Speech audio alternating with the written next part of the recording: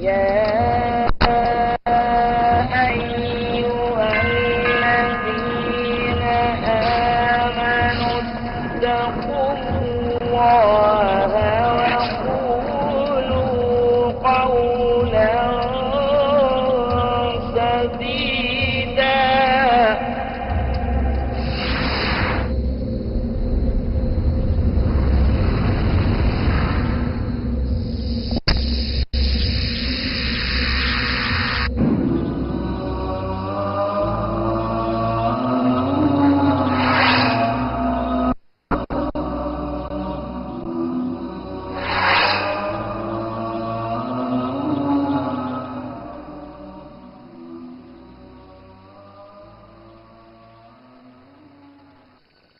A couple of sentences.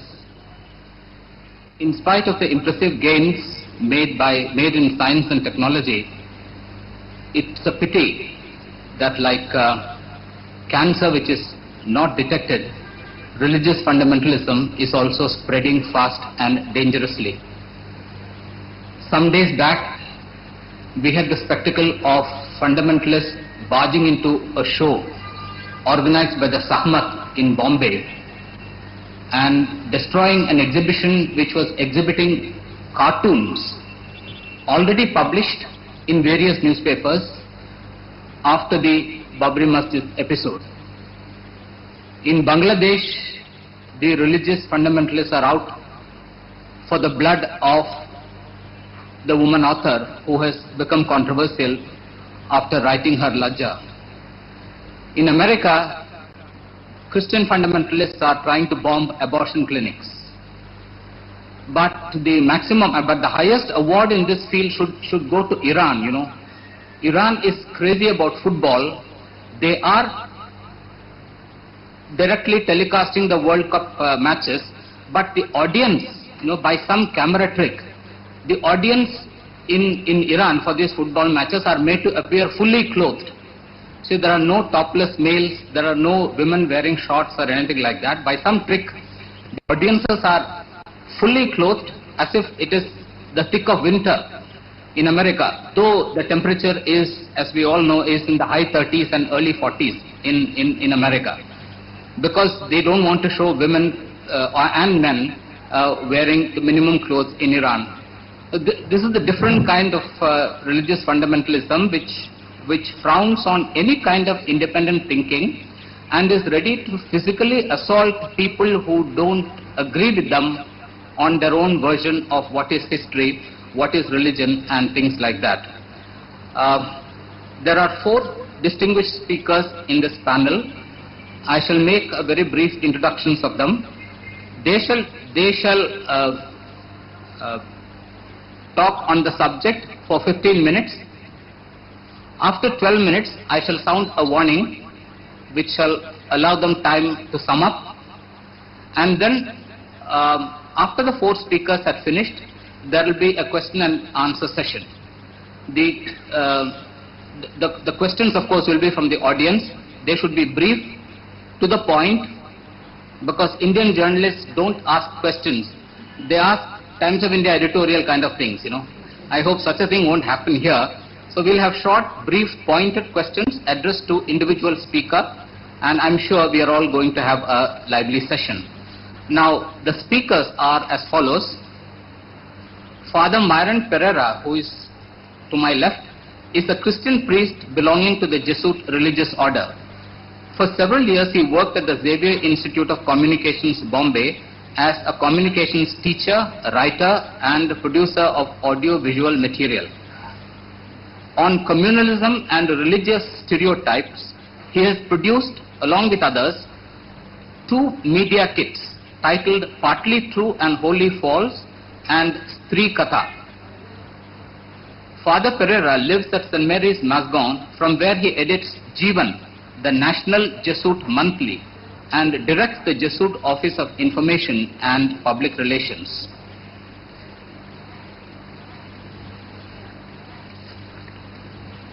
We also have Dr. Vasudev Vyas, visiting professor of Hindi and Ayurveda for over 40 years at the Podar College, Bombay. Dr. Vyas is a wife by profession and he has made a deep study of the subject under discussion. Next to him is Dr. Zakir Naik, again an MBBS man from Grant Medical College. He is the Secretary General of an institution called Islamic Research Foundation. He is a student of comparative religion, and I am told he can quote verbatim copious passages from all the religious books, including Bhagavad Gita and the Upanishads. The final speaker is Mr. Ashok Sahani, who has the distinction of translating the controversial book Lajja into Marathi. So we have four speakers of different caliber, different categories. It's going to be a very interesting discussion. I now request Father Pereira to start off, or in the football parlance, to kick off. Thank you, Mr. Gangadhar. Dear friends, the proposition before us has been stated: religious fundamentalism is an obstacle to freedom of speech. Put in these terms, one can answer quite simply and quite quickly, yes. And after that, there is no more discussion. But if one were to do this, of course, it's very misleading. Because I think what's important to understand, and I think a group like this is very well equipped to understand, is why is it that at the close of the 20th century, we have a resurgence of religious fundamentalism? Just when we thought that it should be an age of science and technological progress and, well, in every sense of the word, how is it that religion has come back again to the fore, to the headlines of today's papers, and even more, an aspect of religion which we thought had already died decades ago, religious fundamentalism? Not only that, every major religion has its fundamentalists. The context of today's meeting is the Muslim fundamentalism and the wave of attacks against Taslima Nasreen in Bangladesh, and there are instances of that in Pakistan and all over the Muslim world. Yes, there's also Hindu fundamentalism, there's also Christian fundamentalism, there's also Zionist Jewish fundamentalism. I think perhaps I haven't come across Buddhist fundamentalism yet, but Sikh fundamentalism also. So this is not only a religious phenomenon, but a political phenomenon. And that is, I think, an important thing that we'd like to get behind today in today's discussion. So what I want to do now is not to talk about Christian fundamentalism. That, as I said to some of the organizers a little while ago, is not a relevant political problem in this country. If you were in America, possibly we would talk about that. Here it is not important. However, what is important, I think, is to understand the mindset of the fundamentalists. And I'm going to put before you a few points to help to elucidate this. I hope you will come back a little later with questions on what I'm going to say. Fundamentalism is the strict adherence to orthodox religious beliefs and traditions. So it's a strict clinging to, adherence to orthodox religious beliefs and traditions. It's a definition from the Oxford Dictionary. Such as, whatever, the inerrancy of scripture is one, or a literal interpretation of the scriptures is another, and so on. Now, the religious attitude per se is not necessarily fundamentalist. I think this is an important point which has got to be stressed. The fact that you are a religious person need not be, and generally speaking has not been, that you are a fundamentalist. Because otherwise, usually the arguments of most secularists are, if you're a religious person, therefore by the very fact you're fundamentalist, and this is false. I'm a religious person, but I'm not a fundamentalist in any sense of the word. And there are countless others like me, whether Hindus, Muslims, etc. So there are liberal traditions in every religion, and there are oppressive traditions in every religion. So what I'm saying now, the first point is that every religion has the capacity to liberate individuals and communities, and has the capacity to oppress individuals and communities.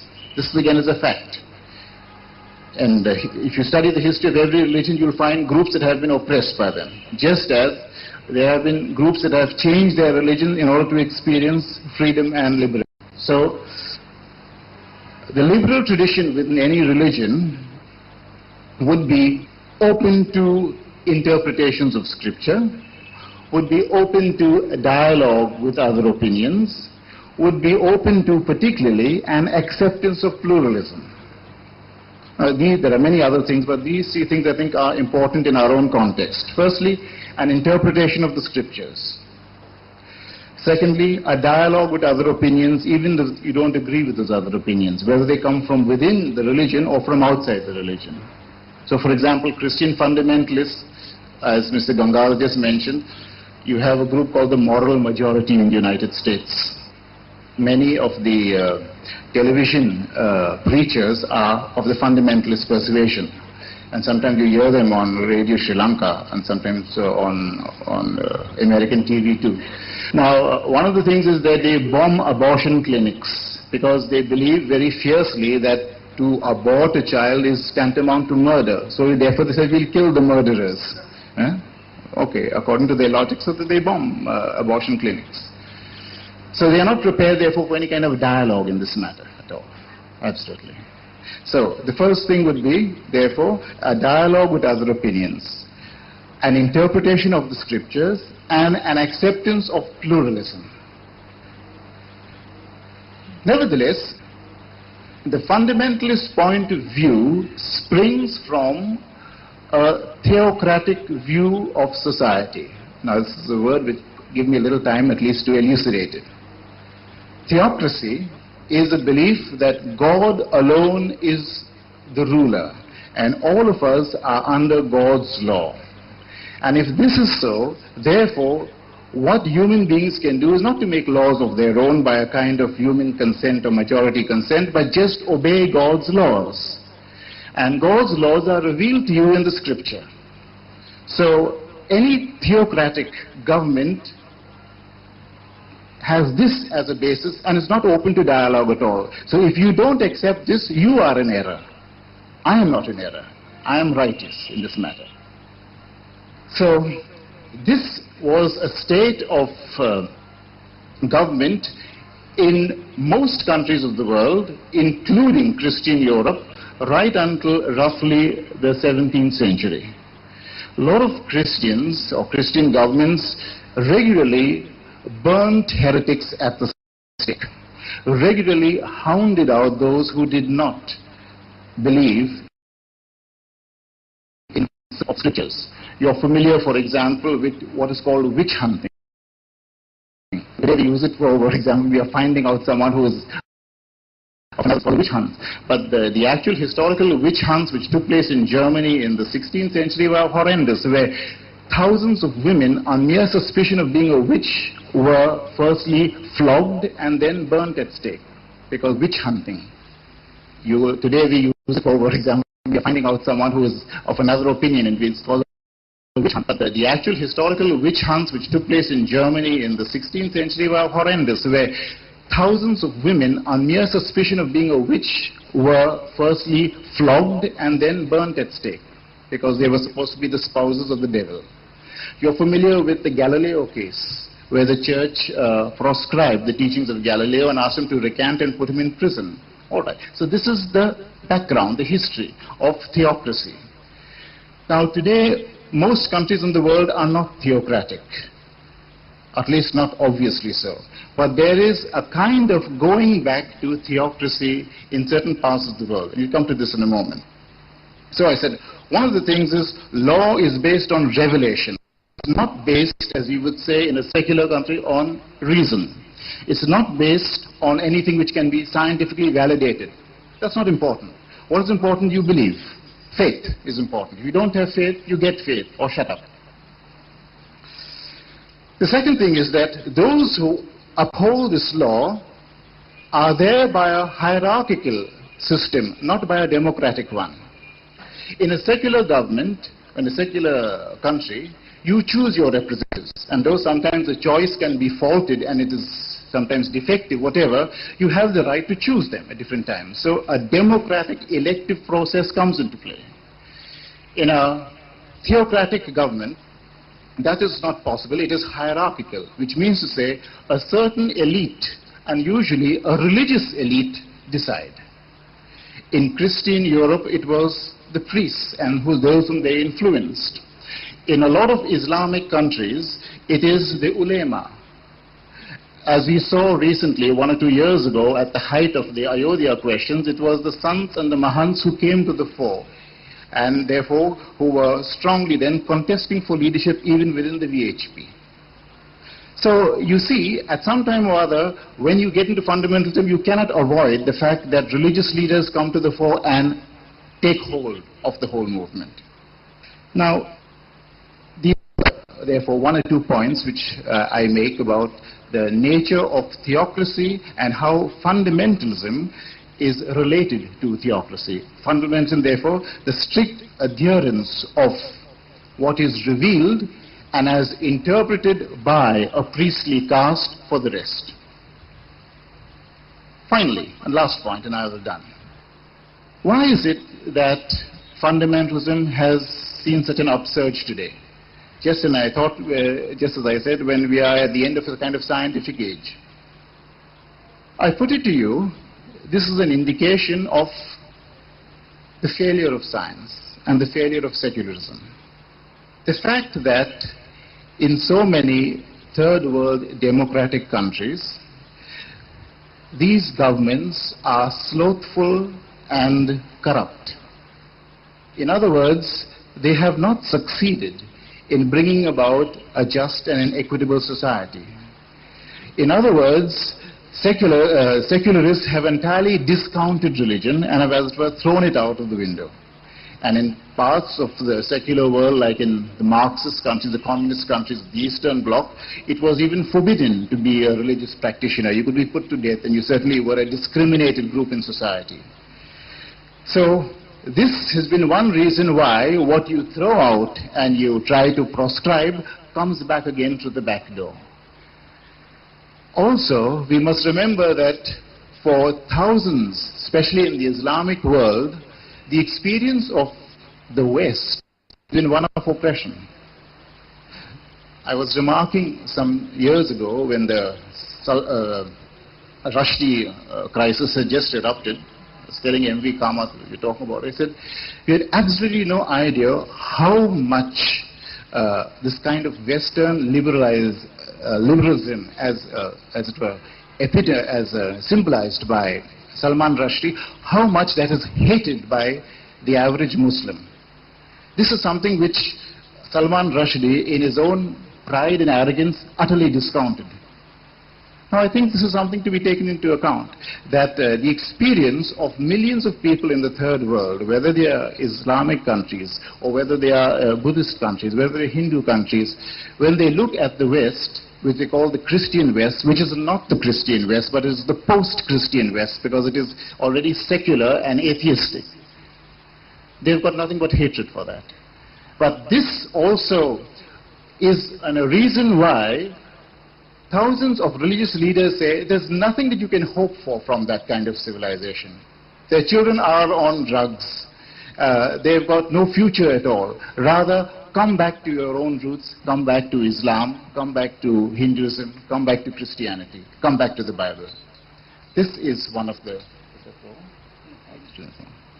So this is one reason why fundamentalism is growing in popularity, for example, all over West Asia. Today, young Egyptians are not of the peasant class, not of the laboring class who become fundamentalists. They are those who have returned from the West, students, who form a good bit of the Muslim Brotherhood in Cairo and in other parts of the West Asia. Fundamentalism basically offers a simple solution to go back to a simpler kind of society. I personally don't believe it is possible. It offers a solution which would be valid 2 or 3 centuries ago. It's no longer valid today. Today, in fact, we live in a pluralist society. We live within a scientific age. Fundamentalism would like to close us in and to keep us over there and say, all right, now all of us can believe the same things. We can't believe the same things anymore. Therefore, the challenge is to make a democratic, secular society work. If it works, there's no threat at all from fundamentalism. And all those countries, I was just reading the papers recently, Morocco is a good, Tunisia is a good example of that, where alone of almost of all of the Arab world, it has managed to hold the fundamentalists at bay. Because Bourguiba, when he came into power, spent 25% of the budget on education. And that is one reason why, although the fundamentalist party is fighting for power, the Democratic Party still holds. All right, I'll end up right now. There are many more things that can be said, but as you realize, I've tried to give you an idea of how fundamentalism starts and why it has a certain hold today and what we can do, in other words, to keep it at bay. Thank you. Thank you, Dr. Pereira. Is Dr. Yes. नमोस्तु रामाय सुलक्ष्मणाय देव्यै च तस्यै जनकात्मजायै नमोस्तु रुद्रेन्द्रयमानिलेभ्यो नमोस्तु चंद्रार्कमरुताभ्यः। अध्यक्ष महोदय, मेरे साथी वक्ताओं, देवियों और सज्जनों, विषय अपने आप में बड़ा जटिल है और मैं समझता हूँ इसको मूल रूप में समझ लेना आवश्यक है। जहाँ तक मूल प्रश्न है आज के विचार का कि क्या धर्म अभिव्यक्ति के स्वातंत्र्य में बाधक है, इसका उत्तर मैं निषेध के रूप में दूंगा कि वह बाधक नहीं है। लेकिन उसके बाद मेरे पूर्व वक्ता, वैसे मैं चाहता था कि मैं अन्य वक्ताओं के भी बाद में बोलता, लेकिन अध्यक्ष महोदय ने जो क्रम रखा मुझे स्वीकार है। बाद में हम लोग कुछ डिस्कशन और करेंगे ही। मेरे पूर्व वक्ता ने जिस रूप में बात रखी, मैं क्षमा चाहूंगा, मैं उससे सहमत नहीं हूं। मैं सनातन वैदिक धर्म का प्रतिनिधित्व यहाँ कर रहा हूं।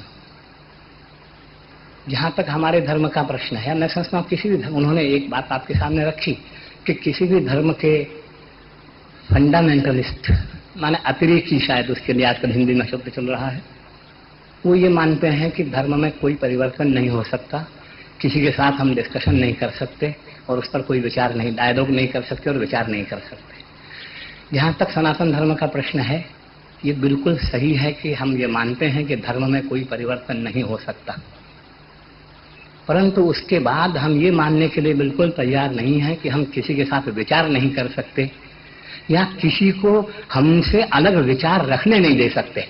दो बातों पर ध्यान दीजिएगा। मैं जहाँ तक समझता हूँ, सारी समस्याएं तब से उत्पन्न हुई जब से कुछ नवीन धर्म वालों ने प्राचीन धर्म वालों को कन्वर्ट करके, परिवर्तित करके अपनी संख्या बढ़ाने का प्रयत्न शुरू किया। जब तक ये प्रयत्न नहीं होते थे, तब तक इस प्रकार की समस्याएं कभी उपस्थित नहीं हुई थी। आप देखेंगे जितने प्राचीन धर्म हैं, खासकर जैसे सनातन धर्म, वो किसी अन्य को अपने में कभी लेने का प्रयत्न नहीं करता। हम लोग कन्वर्शन के दोनों प्रकार से विरोधी हैं। किसी हिंदू को यदि कोई मुसलमान या ईसाई बनाना चाहे तो ये हमें कष्ट होता है, पर किसी मुसलमान या ईसाई को कोई हिंदू बनाना चाहे तो उसे भी हम गलत समझते हैं। और हम गलत समझते हैं माने ये हमारा वैयक्तिक विचार नहीं है। मैं एक बात और स्पष्ट कर देना चाहता हूँ कि हम लोगों का सिद्धांत ये है कि हमारा अपना कोई विचार नहीं है। जो शास्त्रों का विचार है वो हमारा विचार है। शास्त्रों को समझने में हमारी कहीं भूल हो रही हो तो उसे सुधारने के लिए हम किसी भी क्षण तैयार हैं। और सच तो ये है कि हमारे यहाँ शास्त्रों की परंपरा ये रही है कि विरोधी पक्ष को हमेशा हमने आमंत्रित किया है, उनकी ओर से पहले विचार किया है। हमारे यहाँ पूर्व पक्ष और उत्तर पक्ष की एक प्रक्रिया है। मैंने जानबूझकर हिंदी को इसलिए चुना कि बहुत से ऐसी संज्ञाएं आएंगी, ऐसे शब्द आएंगे, ऐसे टेक्निकल टर्म्स आएंगी कि जिनका अंग्रेजी अनुवाद मैं समझता हूँ संभव नहीं है। बहुत से विद्वानों ने प्रयास किया है, लेकिन इन संस्कृत शब्दों का बिल्कुल सही अनुवाद मैं समझता हूँ कि आज की भाषाओं में हो नहीं सकता। उसके निकट आप जा सकते हैं पर एकदम सही अनुवाद नहीं हो सकता, क्योंकि शब्द का अर्थ केवल शब्दकोश में जो मिलता है, केवल डिक्शनरी मीनिंग शब्द का अर्थ नहीं होता। उस शब्द के साथ उसकी बहुत सी छायाएं, उसके बहुत से अर्थाभास जो साथ में लग जाते हैं, उन्हें मिलाकर शब्द का अर्थ होता है। सच ये है कि धर्म शब्द का सही अर्थ रिलीजन शब्द नहीं देता, पर हमें व्यवहार करना पड़ रहा है। तो मैं ये कह रहा था कि सनातन धर्म की ये परंपरा रही है कि हम पहले पूर्व पक्ष और फिर उत्तर पक्ष लेते हैं। शंकराचार्य ने जहाँ नास्तिकवाद का समर्थन करना शुरू किया है, वहाँ इतना जबरदस्त समर्थन किया है कि उनके बाद के बहुत से नास्तिक आचार्यों ने ये स्वीकार किया है कि हमारे नास्तिक आचार्यों ने भी हमारे पक्ष का इतना प्रबल समर्थन नहीं किया जितना शंकराचार्य ने किया है। क्योंकि हम ये मानते हैं कि पूर्व पक्ष जितना बलवान होगा, हमारा उत्तर पक्ष उतना ही बलवान होगा। यदि पूर्व पक्ष दुर्बल होगा, कमजोर होगा, तो उत्तर पक्ष भी कमजोर रहेगा। इसलिए पूर्व पक्ष बहुत अच्छा बने, ये हमारा प्रयत्न रहता है। उसके बाद हम उसका उत्तर देना चाहते हैं। इसलिए हम अपने धर्म के भीतर या धर्म के बाहर और किसी से वार्तालाप करने के लिए तैयार नहीं है, ये तो प्रश्न ही नहीं उठता। तीसरी बात यह है, जो वास्तव में पहली बात है, कि क्या धर्म में परिवर्तन किया जा सकता है। हमारा उत्तर यह है कि धर्म में परिवर्तन नहीं किया जा सकता, क्योंकि जितने भी धर्म हैं, जहां तक मैं जानता हूं, सब ये मानते हैं कि धर्म के आचरण का फल परलोक में मिलता है। इस लोक में हमें जो सुख या दुख मिल रहा है वो इस लोक के किए हुए कर्मों का ही फल है, ऐसा नहीं है। अधिकांश रूप में जिसे हम प्रारब्ध कहते हैं, दैव कहते हैं, अदृष्ट कहते हैं, पूर्व जन्म के कर्मों का फल हमें इस जन्म में भोगना पड़ता है, और इस जन्म में किए हुए अधिकांश पुण्य और पाप का फल हमें परलोक में मिलता है। हमारे जो साथी पुनर्जन्म नहीं मानते, वे भी इतना तो मानते हैं कि मरने के बाद भी एंड नहीं हो जाता, मरने के बाद भी आत्माएं कहीं कहीं विद्यमान रहती हैं, और कोई एक दिन ऐसा आएगा, जिसे आप प्रलय का दिन या प्रलय की रात्रि कह लीजिए, या कोई डे ऑफ जजमेंट कह लीजिए, ऐसा कोई एक दिन आएगा जिस दिन ईश्वर आकाश से उतरेगा और उतरकर उन सब जीवों को फिर से पूछेगा कि तुमने क्या क्या कर्म किए हैं और उनका ये फल तुम भोग लो। ये अलग बात है कि वो ऐसा मानते हैं कि हमें एकमात्र यही जन्म मिला हुआ है, इसमें जो कर्म हम कर रहे हैं अच्छे या बुरे, उनके फलस्वरूप हमको अच्छा या बुरा फल मिल जाएगा, हम अनंत काल के लिए स्वर्ग या नरक में भेज दिए जाएंगे, ये वे मानते होंगे। हम ऐसे जन्म मानते हैं, पर एक बात सब में समान है, वो ये कि जो कर्म हम यहाँ कर रहे हैं उनका जो फल हमें यहाँ मिल गया वो अंतिम फल नहीं है, उसके बाद भी कोई फल और मिलना बाकी है। माने हम जो कुछ कर्म यहाँ कर रहे हैं उसके लिए we are answerable to somebody else, किसी और को हमें कभी जवाब देना पड़ेगा, उत्तर देना पड़ेगा। ये अगर कोई नहीं मानता तो धर्म को नहीं मानता, या आप निश्चित समझ लीजिए। वैसे आस्तिक और नास्तिक की परिभाषाएं भी अनेक हुई हैं, लेकिन मैं इस समय आस्तिक और नास्तिक की यही परिभाषा करना चाहता हूं, और जो हमारे शास्त्रों से बहुत अंशों में सम्मत भी है, कि जो परलोक को माने, परलोक का अर्थ पुनर्जन्म यहाँ आप मत करिए, हम व्यापक रूप से मरने के बाद कुछ और होता है, इतना जो माने। ईश्वर को भी मानना जरूरी नहीं है। हमारे वैदिक संप्रदाय में भी बहुत से दर्शन ऐसे हैं जो ईश्वर को बहुत उपेक्षित दृष्टि से देखते हैं, पर कर्म फल को वे भी मानते हैं। तो मरने, यहाँ किए हुए कर्मों का हमें मरने के बाद भी कहीं उत्तर देना पड़ेगा, इतना जो मानता है, वो चाहे हिंदू है, चाहे मुसलमान है, चाहे ईसाई है, चाहे पारसी है, चाहे यहूदी है, कुछ भी है, वो धार्मिक या आस्तिक है, ऐसा मानने के लिए हम तैयार हैं।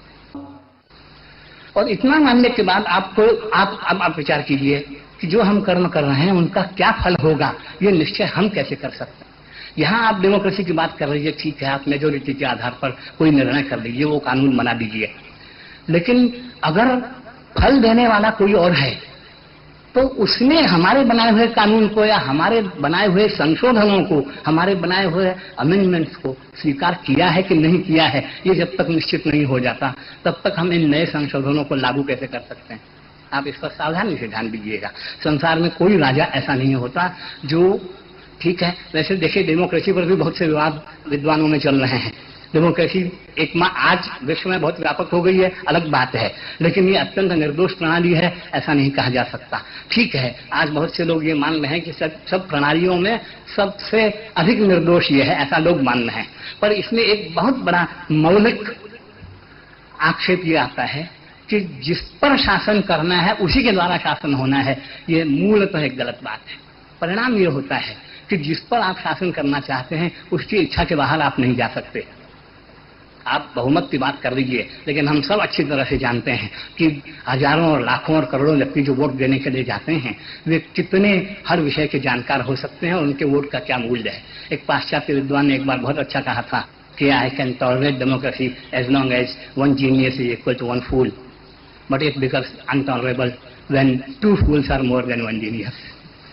एक मूर्ख और एक बुद्धिमान बराबर है, वहां तक फिर भी डेमोक्रेसी को मैं सहन कर लूंगा, लेकिन दो मूर्ख बनकर एक विद्वान को उठा के फेंक दें, जब हम क्या करेंगे? तो आज परिस्थिति ये हो रही है, लोक में इसका हम फल भोग रहे हैं। हो सकता है आपको ये अगर लग रहा है कि इससे अच्छी और कोई शासन प्रणाली नहीं, तो आप उसे चुराइए। न शासन प्रणाली के लिए डेमोक्रेसी को बदल देने की वकालत करने के लिए नहीं खड़ा हुआ हूं, परंतु धर्म के क्षेत्र में आप डेमोक्रेसी कैसे ला सकते हैं? कौन सा राजा ये कहेगा कि अपराधियों से पूछ लो तुम्हारा कौन सा काम अच्छा है, कौन सा बुरा है, तुम जो कहो वो फल हम दे दें? ये कैसे कोई राजा करेगा? इसलिए हर राजा का अपना एक कानून होता है और उस कानून को पालन कराना वो चाहता है। अगर ईश्वर में कुछ सामर्थ्य है, और ईश्वर सबसे अधिक सामर्थ्यशाली है, ये सभी धर्म मानते हैं, तो ईश्वर अपने कानून में आपके द्वारा किए हुए संशोधनों को स्वीकार करता है कि नहीं, ये पहले जब तक हमें पता न चल जाए तब तक हम परिवर्तनों को स्वीकार नहीं कर सकते। पर इसका अर्थ बिल्कुल नहीं है कि हम अन्य संप्रदाय वालों को, अन्य धर्म वालों को अपने धर्म, मैंने पहले ही कह दिया कि जब तक आप सब धर्म वाले अपने अपने धर्म का पालन करते रहें, तब तक ये समस्याएं खड़ी नहीं होती।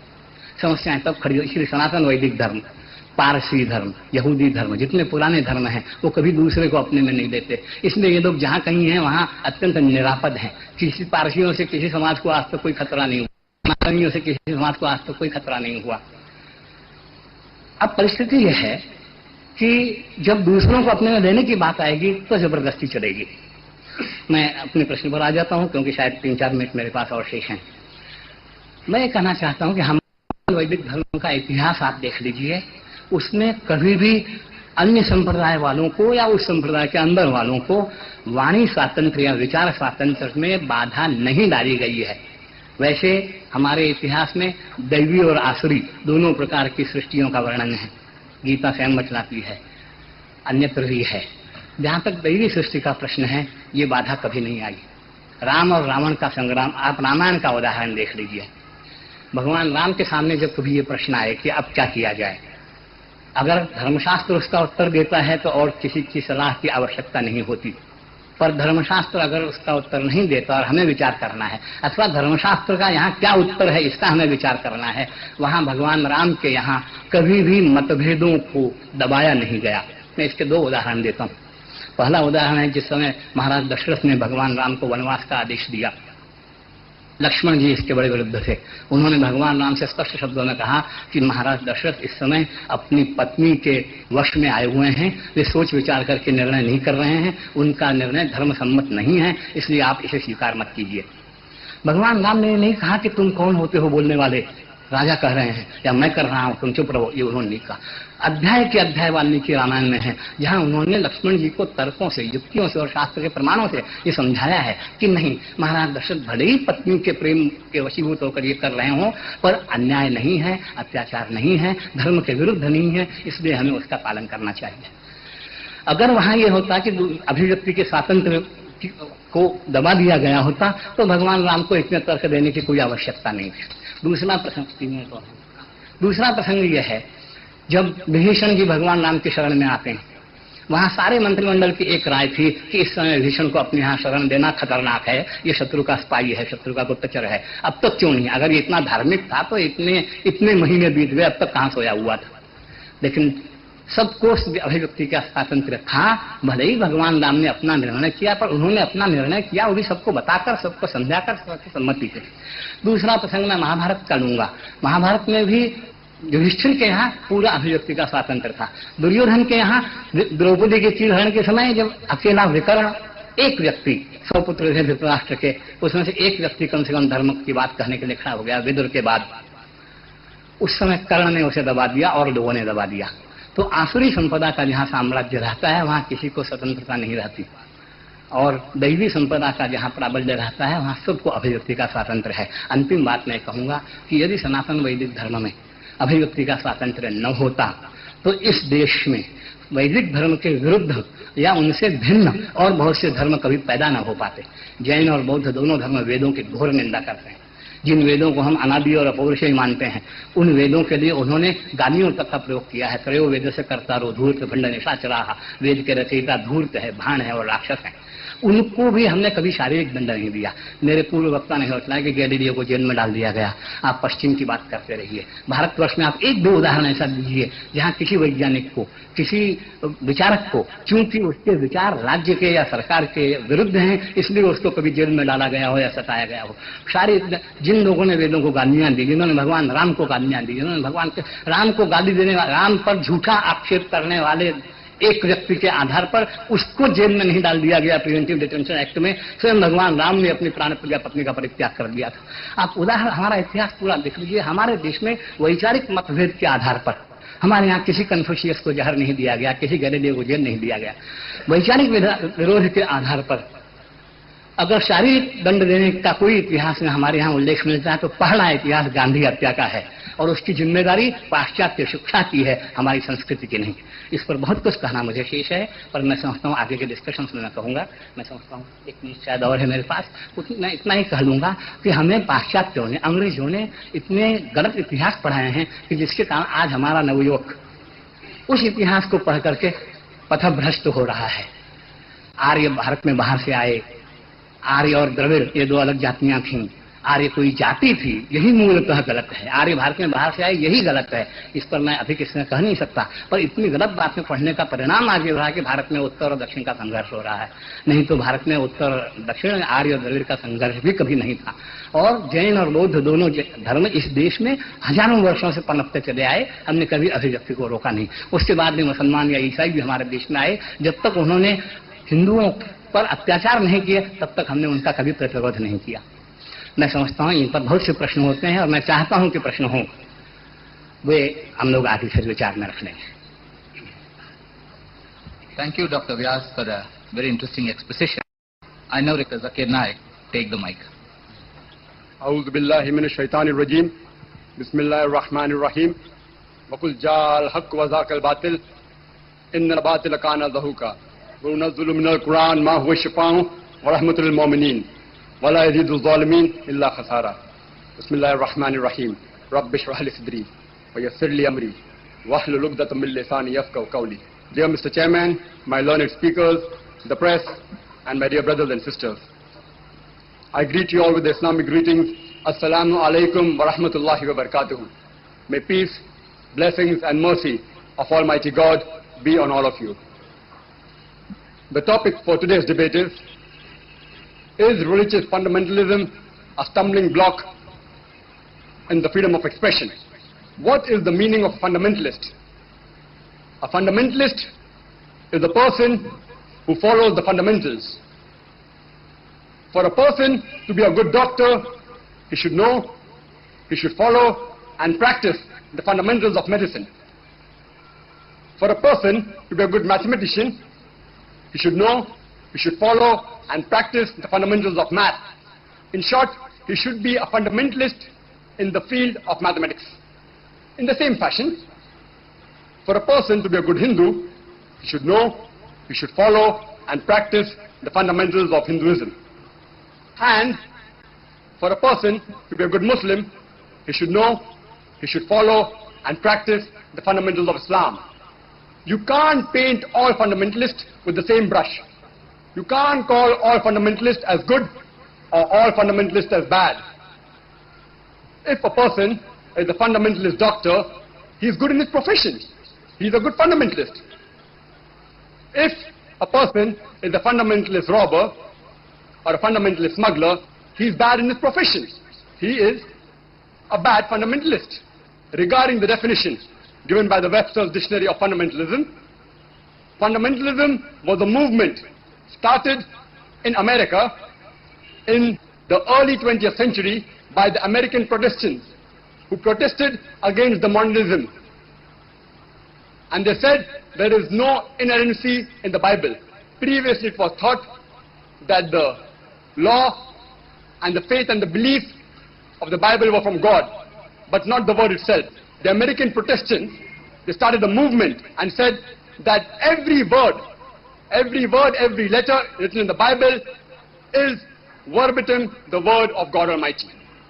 If you prove that the Bible is actually the word of God, then this movement of fundamentalism is a good movement. But if a person can prove that every word in the Bible is not the word of God, then this movement is not a good movement. Regarding the definition given by Oxford Dictionary, my learned speaker, Father Pereira, gave the definition, and I do agree with him with a little bit here in the change of words, that fundamentalism, according to Oxford Dictionary, means adhering strictly to the ancient or fundamental principles of any religion. That's what he said. Maybe he's referring to an old edition of Oxford Dictionary, I don't blame him, but according to the latest edition of Oxford Dictionary, it says that fundamentalism means strictly adhering to the ancient or fundamental principles or doctrines of any religion, especially Islam. The word Islam is mentioned in the latest edition of the Oxford Dictionary. So fundamentalist mainly refers to a Muslim who follows the fundamentals of Islam. If it means that, I'm proud and I'm happy to be a fundamentalist Muslim, because I know that the fundamentals of Islam are good, they are correct, they are scientific. Now going further, that when you use the word fundamentalist, it normally is linked with other words like terrorist or a person who is violent. So the moment you say he is a fundamentalist, it refers to a Muslim person who is violent and who is a terrorist. Islam is against violence and terrorism. Islam comes from the root word salam, meaning peace, meaning submitting your will to Almighty God. It is against violence and terrorism. But it also says that if somebody oppresses you in your self-defense, the last choice that you have to pick up is you have to fight back. The same person may be given different labels by different groups of people. For example, if you refer to the freedom fighters of our beloved country, India, before the independence, if you ask the British government, they will tell you that these fighters, they are terrorists. According to the British government, these fighters were terrorists. But according to the Indians, these fighters were actually freedom fighters or patriots. So the same person, his same activity has got two different labels by two different groups of people. So before you label that person as a patriot or a person who is a terrorist, you have to first analyze who is saying that. If you agree with the British government view that they had a right on India, then you'll agree that these freedom fighters were actually terrorists. But if you agree with the view of the Indians, that these people were actually fighting correctly for their freedom, then you'll agree that they were patriots. The same person can have two different labels. If you mean fundamentalist is a Muslim who's violent and who's a terrorist, by all means I'm not a fundamentalist. But if it means person who follows the fundamentals of Islam, I'm happy and proud to be a fundamentalist. Now coming to the question, is religious fundamentalism a stumbling block in the freedom of expression? What do you mean by freedom of expression? Before I come to freedom of expression, I would like to throw some light on the points mentioned by my learned speaker, that the fundamentalists are against interpretation of the scriptures and they do not agree for dialogue, which even Dr. Vyas, he objected to the first speaker, and even I object, that though I'm a fundamentalist, Islam allows interpretation of the scriptures and Islam also allows a dialogue. It's clearly mentioned in the Quran, in Surah Imran, chapter number 3, verse number 64, Ya Ahl al-Kitab, ta'ala la kalmitum sawa'in baynana wa baynakum. That, O people of the book, O Jews and Christians, come to common terms as with us and you. We can have a common dialogue. And there was one thing which Dr. Vyas didn't agree with the first speaker. He said, the first speaker mentioned that you cannot make change in the religion. And he said that in his religion, you can't make any changes. Regarding the last point, I differ. In Islam, you can make changes. Please bear in mind, before the Muslims get agitated, let me tell you, let me complete the full sentence. You cannot make any changes in the revelation of God Almighty and in the Sahih Hadith. You cannot make any changes in the Quran or in the Sahih Hadith. But where it comes to Islam, the Sharia law, if the Quran does not mention about that particular problem, or if the Sahih Hadith does not mention that particular problem, you have to get an ijma, ijtihad. You have to get a common gathering of the learned people and you can pass a new resolution. Islam does agree for changes as long as it is not going against the Holy Scriptures and the Sahih Hadiths. Regarding, is it a stumbling block in the freedom of expression? What do you mean by freedom of expression? If you mean that a person can speak what he wishes without hurting anyone, without causing any harm to any community, I believe Islam is not a stumbling block in the freedom of expression. But if you mean freedom of expression is that a person without hesitation, he can abuse anyone, he can criticize anyone, he can blame anyone, then I would say Islamic fundamentalism is a stumbling block as well as not a stumbling block. Let me clarify my statement. There are various types of freedom of speech. If you say that a person blames anyone, or he criticizes anyone, or he speaks against someone without any proof, without any solid fact, based on falsehood, then I would say Islamic fundamentalism is definitely a stumbling block in the freedom of expression. Because Quran clearly in Surah Humza, that is chapter number 104, verse number 1, وَيْلُلِّ كُلِّ هُمَزَةٍ لُمَزَةٍ, woe to every kind of scandalmonger and backbiter. Again the Quran in Surah Hujurat, chapter number 49, verse number 11 and 12 says, O you who believe, do not defame, do not be sarcastic, do not give offensive nicknames to anyone else. O you who believe, do not spy on one another. Do not speak against each other's back. Do not backbite. And the Quran continues, to have the dead meat of your brother? And the Quran replies, nay, surely you'll abhor it. What is the meaning that if you backbite, it means you're having the dead meat of your brother? Because it's a double crime. Speaking bad about anyone without any proof itself is a sin. And eating dead meat itself is a sin, and the doctor can testify that if we eat dead meat, you can have several diseases. But speaking false against someone behind the back is double crime. It is as though you're eating the dead meat of your own brother. The cannibals who eat dead meat and who also eat human beings, they don't touch their own brother. So if you backbite, it is as though you're eating the dead meat of your brother.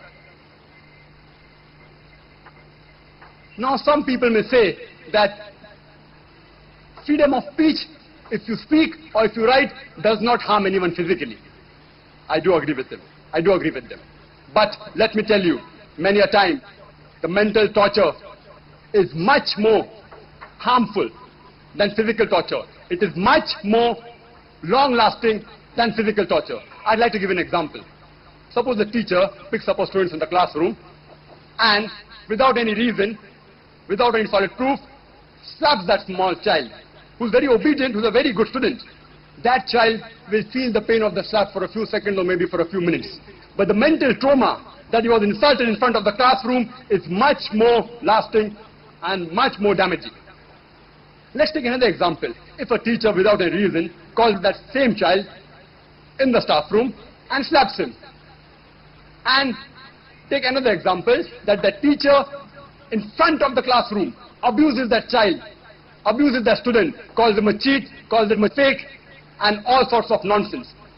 Let me tell you that the second example of the teacher insulting that student, calling him a cheat and giving him offensive name is much more harmful as compared to slapping him in a small closed room with no one around. So, speech and writing can cause more harm, sometimes, not always, than physical torture. Therefore, it is said that pen is mightier than the sword. Now, what does Quran talk about freedom of speech? Quran is one of the only holy scriptures which I know of, which gives mankind a way how to prove the Quran wrong. It tells the people that if you want to prove the Quran wrong, do so and so things. And it gives several challenges.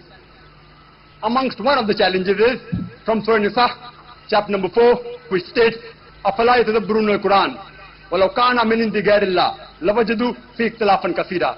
They do not they consider the Quran with care. Had it been from anyone besides Allah, there would have been many discrepancies. There would have been many contradictions. So if any human being, maybe a Muslim or non-Muslim, if he wants to prove the Quran wrong, the only thing he has to do is take out parts in the Quran. It is so easy to prove the Quran wrong. But, same time Quran says, قُلْ هَاتُوا بُرْهَانَكُمْ, produce your proof, in kuntum sadiqin, but if you are truthful, produce your proof.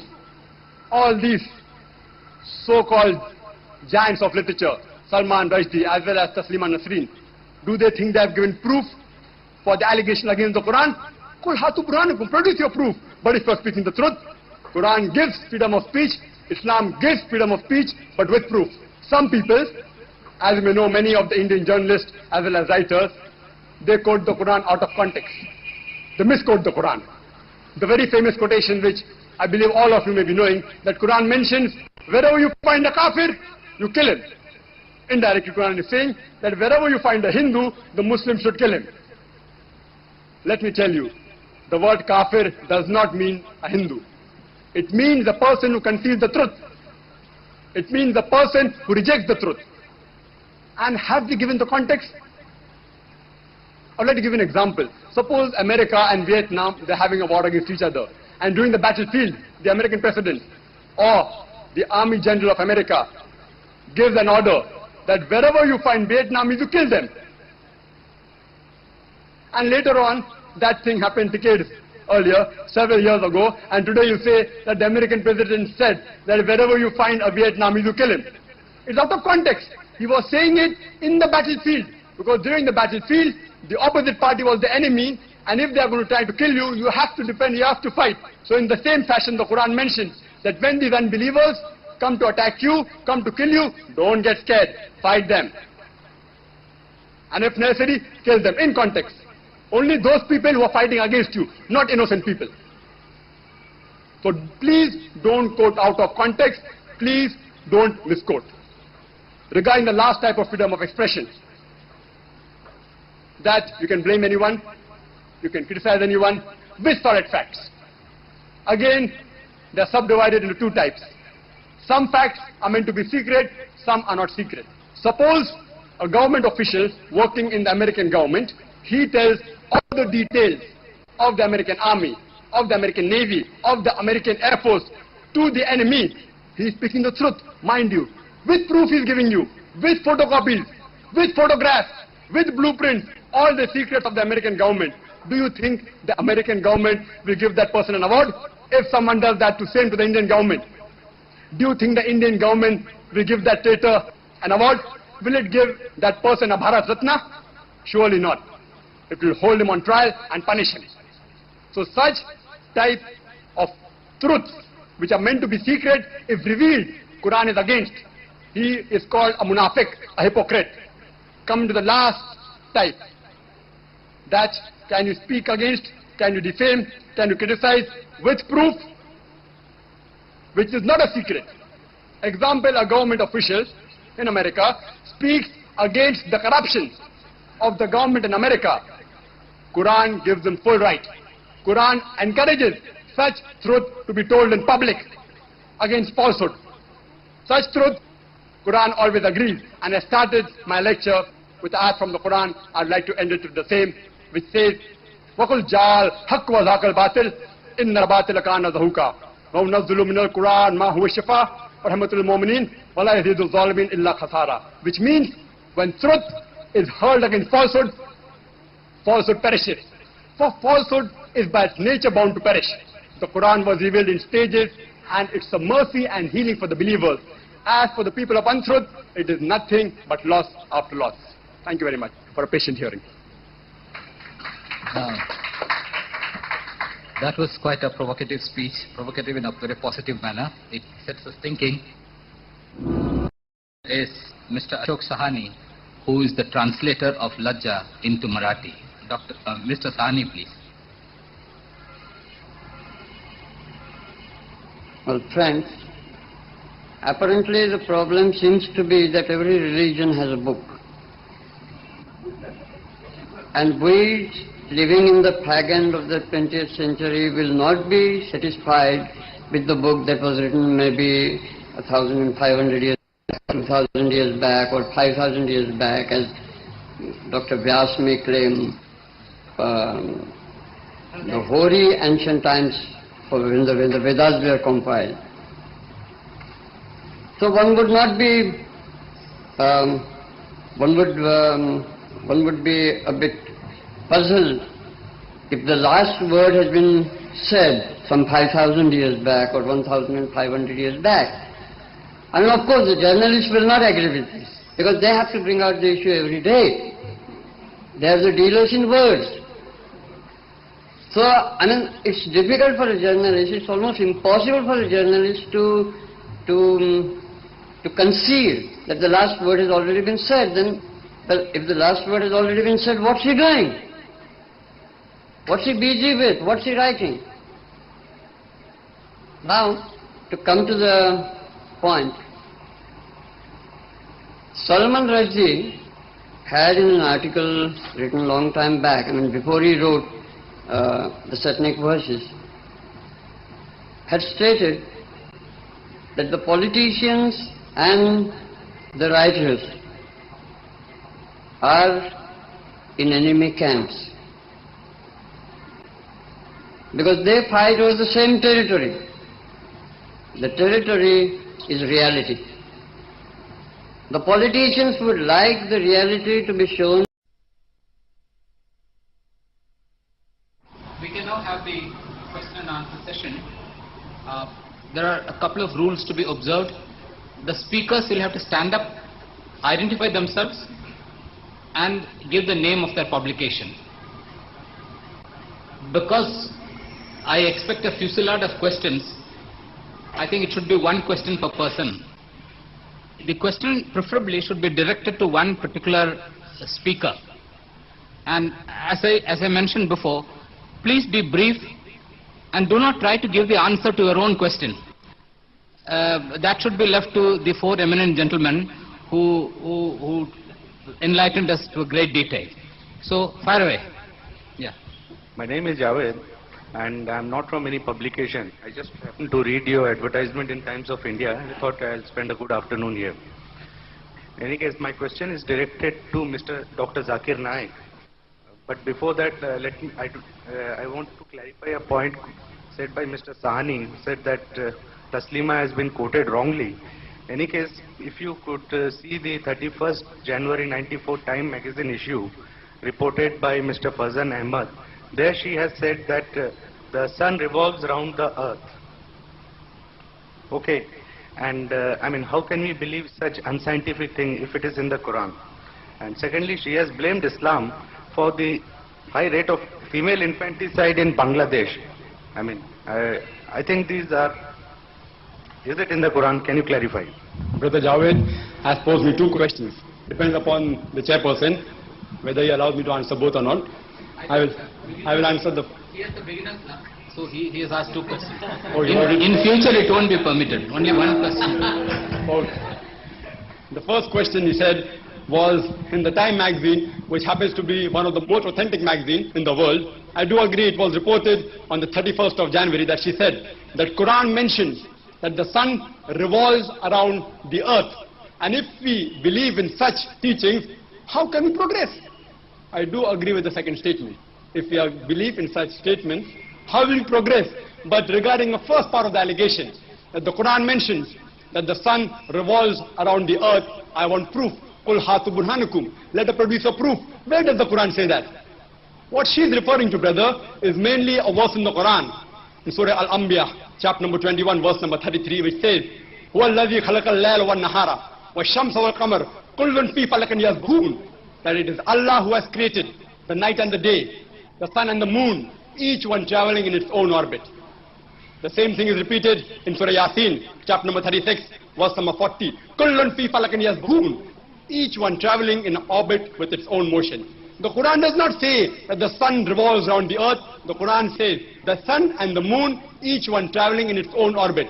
The Arabic word used is yasbun, coming from the root word sabaha, describing the motion of a moving body.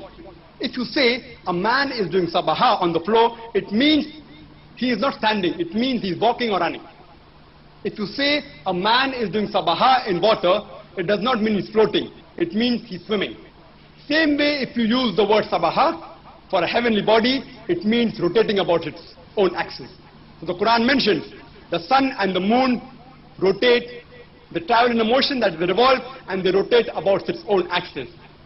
Now again, this verse had put me a little bit doubts because I had passed my ICSE in 1982 from St. Peter's School, and there in geography I learned that the sun did not rotate. The sun revolved, fine, but it was stationary. It did not rotate about its axis. And the Quran mentioned that the sun rotates about its axis. So I was a bit worried. And then I had to do a little bit of research. And then I came to know that according to the recent advances in science and astronomy, we come to know that even the sun rotates about its axis. And to prove it, you can take equipment in the laboratory, and since you can't look at the sun directly, the image of the sun can be put on a tabletop. And the sun has got certain holes, like black spots. And those black spots take about 25 days to rotate completely. So in short, the sun takes about 25 days to rotate. So the Quran is not backward, it is more up to date. I want to ask Taslima Nasreen that who could have written this 1400 years ago, that the sun and the moon, وَالشَّمْسَ وَالْقَمَرَ كُلٌّ فِي فَلَكٍ يَسْبَحُونَ, that the sun and the moon, each one travel in its own orbit, means revolving and rotating. Ask her. The Quran does not mention at all that the sun rotates or revolves around the earth. That's a misinterpretation. Since the chairman has given me permission regarding the second part of the question, and she has alleged that it is because of Islam that there is such a high rate of infanticide, female infanticide in Bangladesh. She alleged that. I want her to tell me, quote me one verse of the Quran which says that you should kill female children. In fact, according to the BBC report, in the program assignment, the title of that small clipping was Let Her Die. A British reporter, Emily Buchanan, she came from UK and she did a survey on female infanticides, and India happens to have the maximum number. And according to her, every day, more than 3,000 fetuses are being aborted on being identified that they are females. 3,000 fetuses in our mother country. And if you multiply this by 365, more than 1 million fetuses on being recognized that they are female are being aborted.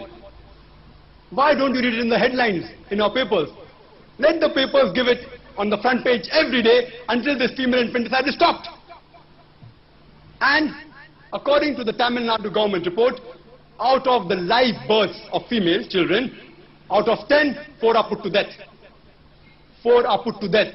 It had to be a Britisher to come and tell us Indians what's the rate of female infanticide in our country. Now coming to the point, what does Quran speak about female infanticide? She cannot quote any verse. I challenge her to quote any verse from the Quran which says female children should be put to death. In fact, if you read Surah Takwir, see I'm going with quotation. Taslima Nasreen only says Quran says that, Quran says this. How can a layman who has not read the Quran, or even if he has read the Quran, where will he find which verse says this, what she's saying? So you have to take it for granted. Give benefit of doubt that the Quran does say that the sun revolves around the earth, or you have to agree that it believes in female infanticide. If you read the Quran in Surah Takwir, chapter number 81, verse number 8 and 9, it says that when the female child, when she's buried alive, and when she cries out, for what crime has she been killed? On the day of judgment, she'll cry out, for what crime she has been killed? So female infanticide has been completely forbidden in Islam.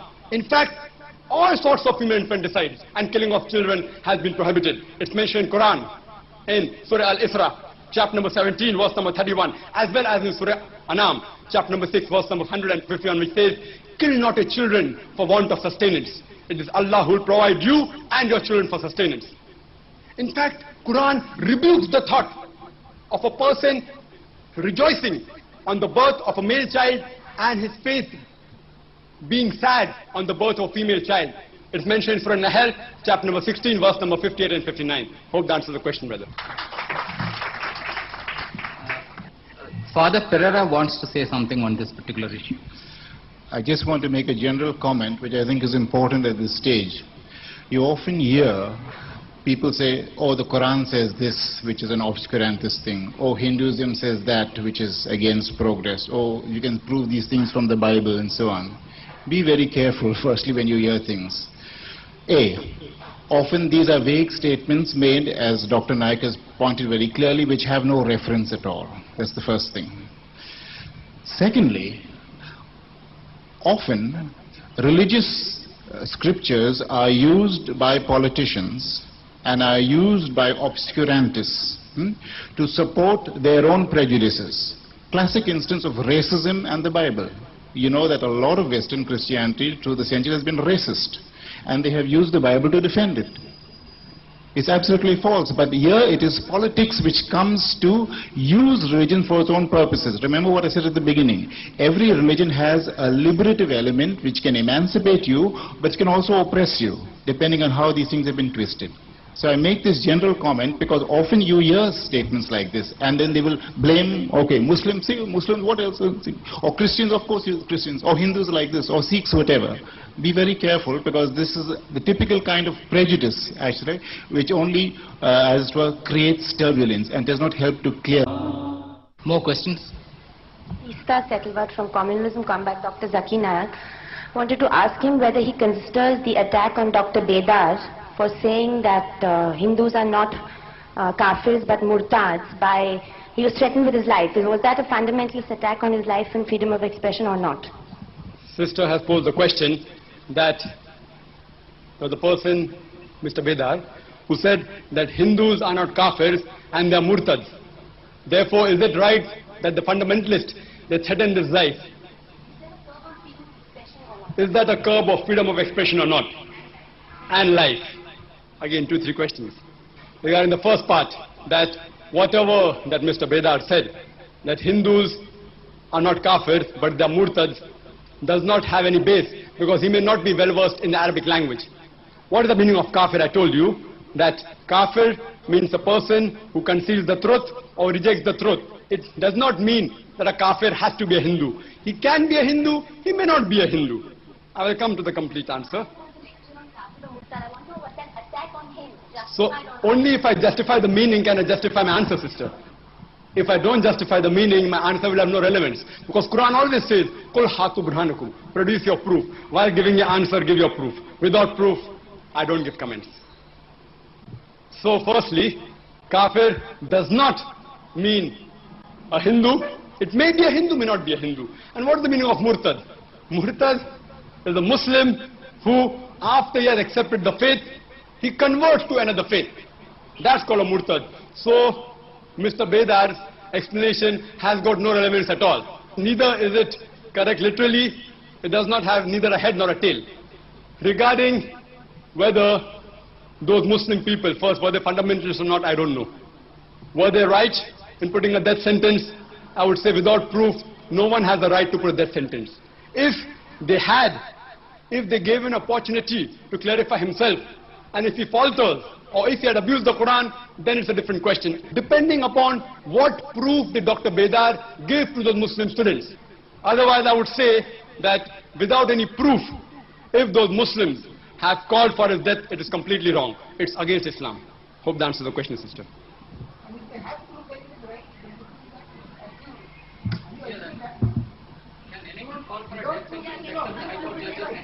Fine, you can ask me a question. I thought my answer is over. The second question, I give a second answer. If it's based on truth, does a person have a right to pass a death sentence? It is like you asking me if the Indian government has proof that a person who has told the secrets of the country, of the army, of the navy, of the air force, has told to somebody else, and if he's caught and it's proved that he actually betrayed the country, the Indian government will punish with proof. Same way, if there is proof that he has betrayed or spoken something wrong, if there's proof, then I feel he requires punishment. Hope that answers the question. That's the second part of the question. Is a death sentence, or if you say first part, no problem. Can you give death sentence? See, every crime, the punishments given are various.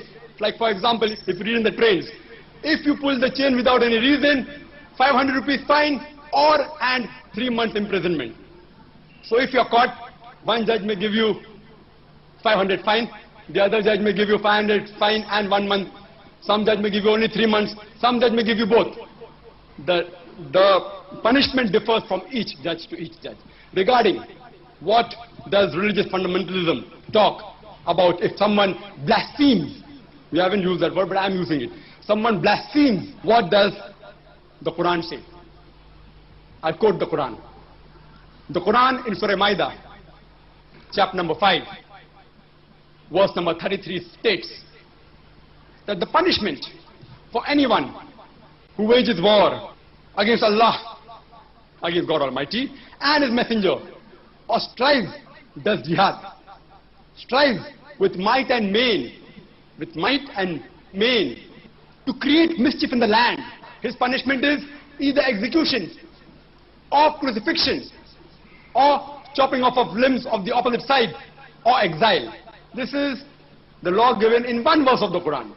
Other verses say that if possible, you speak with Udu ila sabili rabbika bil hikmah wal mau'izatil hasna wajadilhum billati ya ahlan. It is said in Surah Nahl, chapter number 16, verse number 125. Invite all to the way of thy Lord with wisdom and beautiful preaching, and argue with them, and debate with them, and reason with them in ways that are best and most gracious. If you ask me, what would I do to Tasreen Nasreen, since Quran gives so many options? I would say, I would call her for a public debate. That depends upon the judge. The punishment may differ on every judge. Every punishment, if enough proof is given, if you read, since you asked, the topic is religious fundamentalism, if you refer to the Bible says, and Father can correct me if I'm wrong, in the 3rd book of the Old Testament, in Leviticus, chapter number 24, verse number 16, it states that any person who blasphemeth the name of thy Lord, he should certainly be put to death. Certainly be put to death. And the congregation, Father, if you want the Bible is available here. If you think I'm misquoting, I'm quoting verbatim, Father, from whichever version you want, whether the King James version or the Douay version. I'd like to complete the quotation. If you're a fundamentalist Christian, you have to follow the Bible. The Bible says in Leviticus, chapter number 24, verse number 16, that anyone who blasphemeth the name of the Lord, he shall certainly be put to death. And all the congregation shall surely stone him, even the stranger. For anyone who's born in the land and blasphemeth the name of the Lord, he shall be put to death. So if you're a good Christian, what does the Bible say?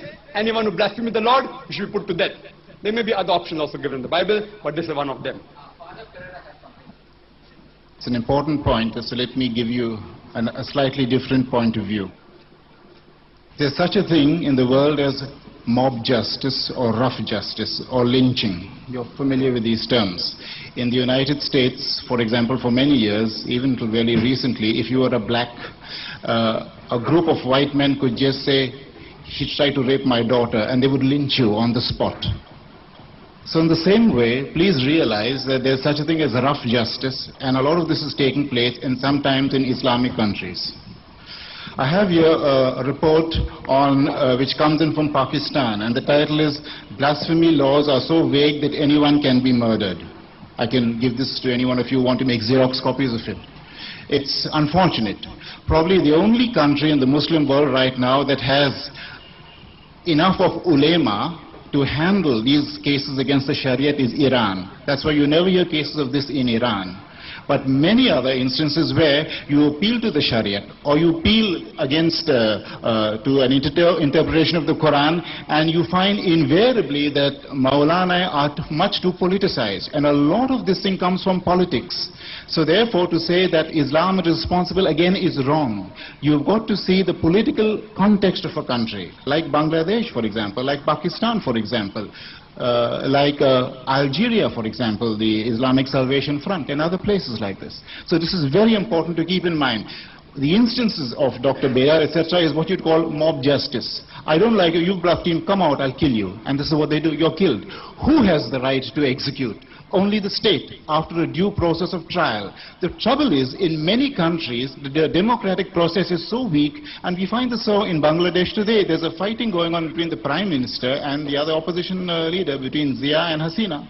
And this is one reason why these things are taking place. Now they're coming out and say, no, don't ever threaten the woman, otherwise be careful. Note that the Maulana who has put that reward of 50,000 takas has not yet been arrested. There are 3 persons who have put rewards upon the head of Taslim, but there's only the public notification has gone out that action can be taken, but no one has taken action yet. You see, many of these things do happen. And recently you had a case, probably you picked up in the papers, an Ayatollah, Khomeini, I think, said that one Ayatollah can issue a fatwa which negates the previous fatwa. Why is it taking such a long time to say this? Politics is long-term. Politics, you know from your own study of the whole Salman Rushdie case that the reason why Ayatollah Khomeini issued that fatwa was entirely political. You know it. So don't make Islam a scapegoat for the tricks of politicians. Don't make that. Christians have done this, plenty of examples of that. Hindus have done this, plenty of examples of that. Muslims are doing it, plenty of examples. Sikhs have done it, all right. You always have this kind of continual tension between religion and politics, and one will use the other. I'll give you plenty of examples from Christianity if you are patient to wait the evening. Plenty of examples. You see? So it's important to keep these two things in mind. Rough justice, one thing, and there's no way in which we can excuse this kind of thing. But unfortunately, governments are too weak to enforce it, and that's why you have what you have. Mr. Wagle. Doctor Nayak ने debating skills तो बहुत सारे दिखाए हैं। मैं उनसे हाँ या ना में जवाब चाहता हूँ। तस्लीमा के खिलाफ जिन लोगों ने फतवा इशू किया, उस अमानवीय फतवे का आप समर्थन करते हैं या निषेध करते हैं? Only one word. Brother has asked me the question that do I agree with the death sentence given by certain people, whatever it is, maybe 2, 3 or 4, do I agree with the death sentence given on the head of Tasrima Nasreen? In one word, believe me brother, I'm a Muslim fundamentalist. Fundamentals of Islam do not allow me to give the answer in one word. Do not allow me. That's right. And then I will not answer, because I will have to call her in the court of law, and after I've examined her, after I've integrated her, and after she's given an equal opportunity to support herself, after she has been given an equal opportunity to support herself, can the death sentence be passed? Otherwise, no, I have not met her. I have not met her. If you have contact, you can get in front of me. I can't. Islam does not give me the permission, brother. Thank you very much. Thank you. I'm not exactly a full-time journalist, but Dr. Naik, do you think the people who have given this punishment, announced, pronounced, whatever, have given her that opportunity? Brother has asked the question that have those people who have passed the death sentence, have they given her opportunity to clarify herself? I don't know. I don't know. Believe me, I don't know. Maybe, may not be. I don't know. I read in the papers, the news keep on altering. No, see, I'm speaking the truth. How I know? I don't know personally. I read in the papers. In one paper it mentions she's 29 years old. One paper she's 31. One paper says 39. One paper says she's a plain MBBS doctor. The other paper says she's a gynecologist. The other paper says anesthetist. You ask me what is she? I say I don't know. से पूछना चाहता हूं कि बहुत सारे doctor नायक से हुए, इनसे पूछना चाहता हूं कि इन्होंने हिंदू धर्म के बारे में बहुत सारी बातें कही, सनातन हिंदू धर्म के बारे में, और हिंदू धर्म में रिफॉर्म्स हुए क्योंकि हिंदू धर्म का सनातन हिंदू धर्म का मन बड़ा उदार था, जिसे उन्होंने कहा। मुझे उनसे इतना ही पूछना है कि जो चारवाक से लेकर खुले आगरकर तक सारे रिफॉर्मिस्ट हुए, उन्हें जो तकलीफें झेलनी पड़ी, वो हिंदू धर्म के उदार मन की निशानी है या नहीं? चारवाक से कहां तक? अभी आज तक भी लीजिए आप। इसका सीधा उत्तर यह है, मैंने पहले अपने वक्तव्य में कह दिया था कि वैचारिक विरोध के आधार पर शारीरिक कष्ट किसी को दिया जाए, इसका पहला उदाहरण गांधी हत्या का है। चारवाक को हम लोग बृहस्पति का अवतार मानते हैं। सावित्रीबाई फुले पर भी पत्थर फेंके गए थे। गांधी हत्या पहला उदाहरण नहीं है, शंभुक का भी पहले उदाहरण है। हाँ, आगरकर की जो शव यात्रा निकाली गई थी।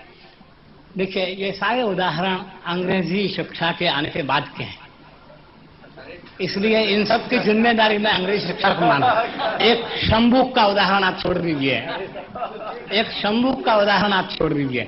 मैंने कहा वैचारिक विरोध के आधार पर, वैचारिक विरोध का जहां तक चारवाक का आपने नाम लिया, आप इतिहास में कहीं बता सकते हैं? फिजिकल टॉर्चर तो हर रिफॉर्मिस्ट को किया गया है।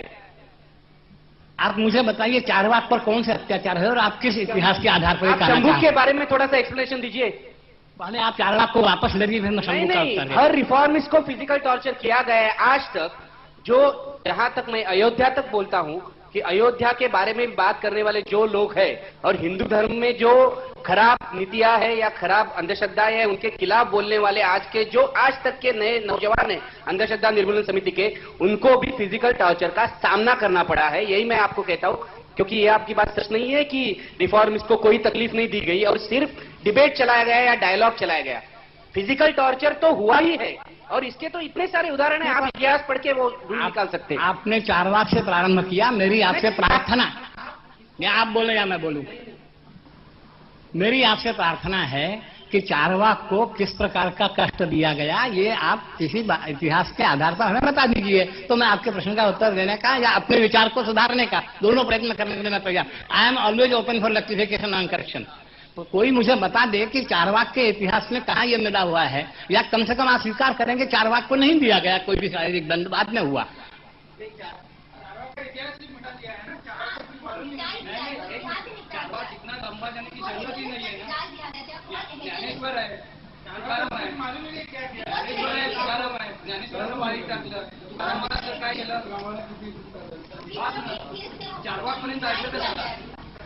मैं इस आक्षेप से सहमत नहीं हूं कि चारवाक का इतिहास मिटा दिया गया है, क्योंकि चारवाक को आप कृपा करके शांति से विचार कीजिए। चारवाक को हम लोग बृहस्पति का अवतार मानते हैं, और चारवाक के नास्तिकवादों के जो सिद्धांत हैं वो बराबर तब से आज तक चले आ रहे हैं।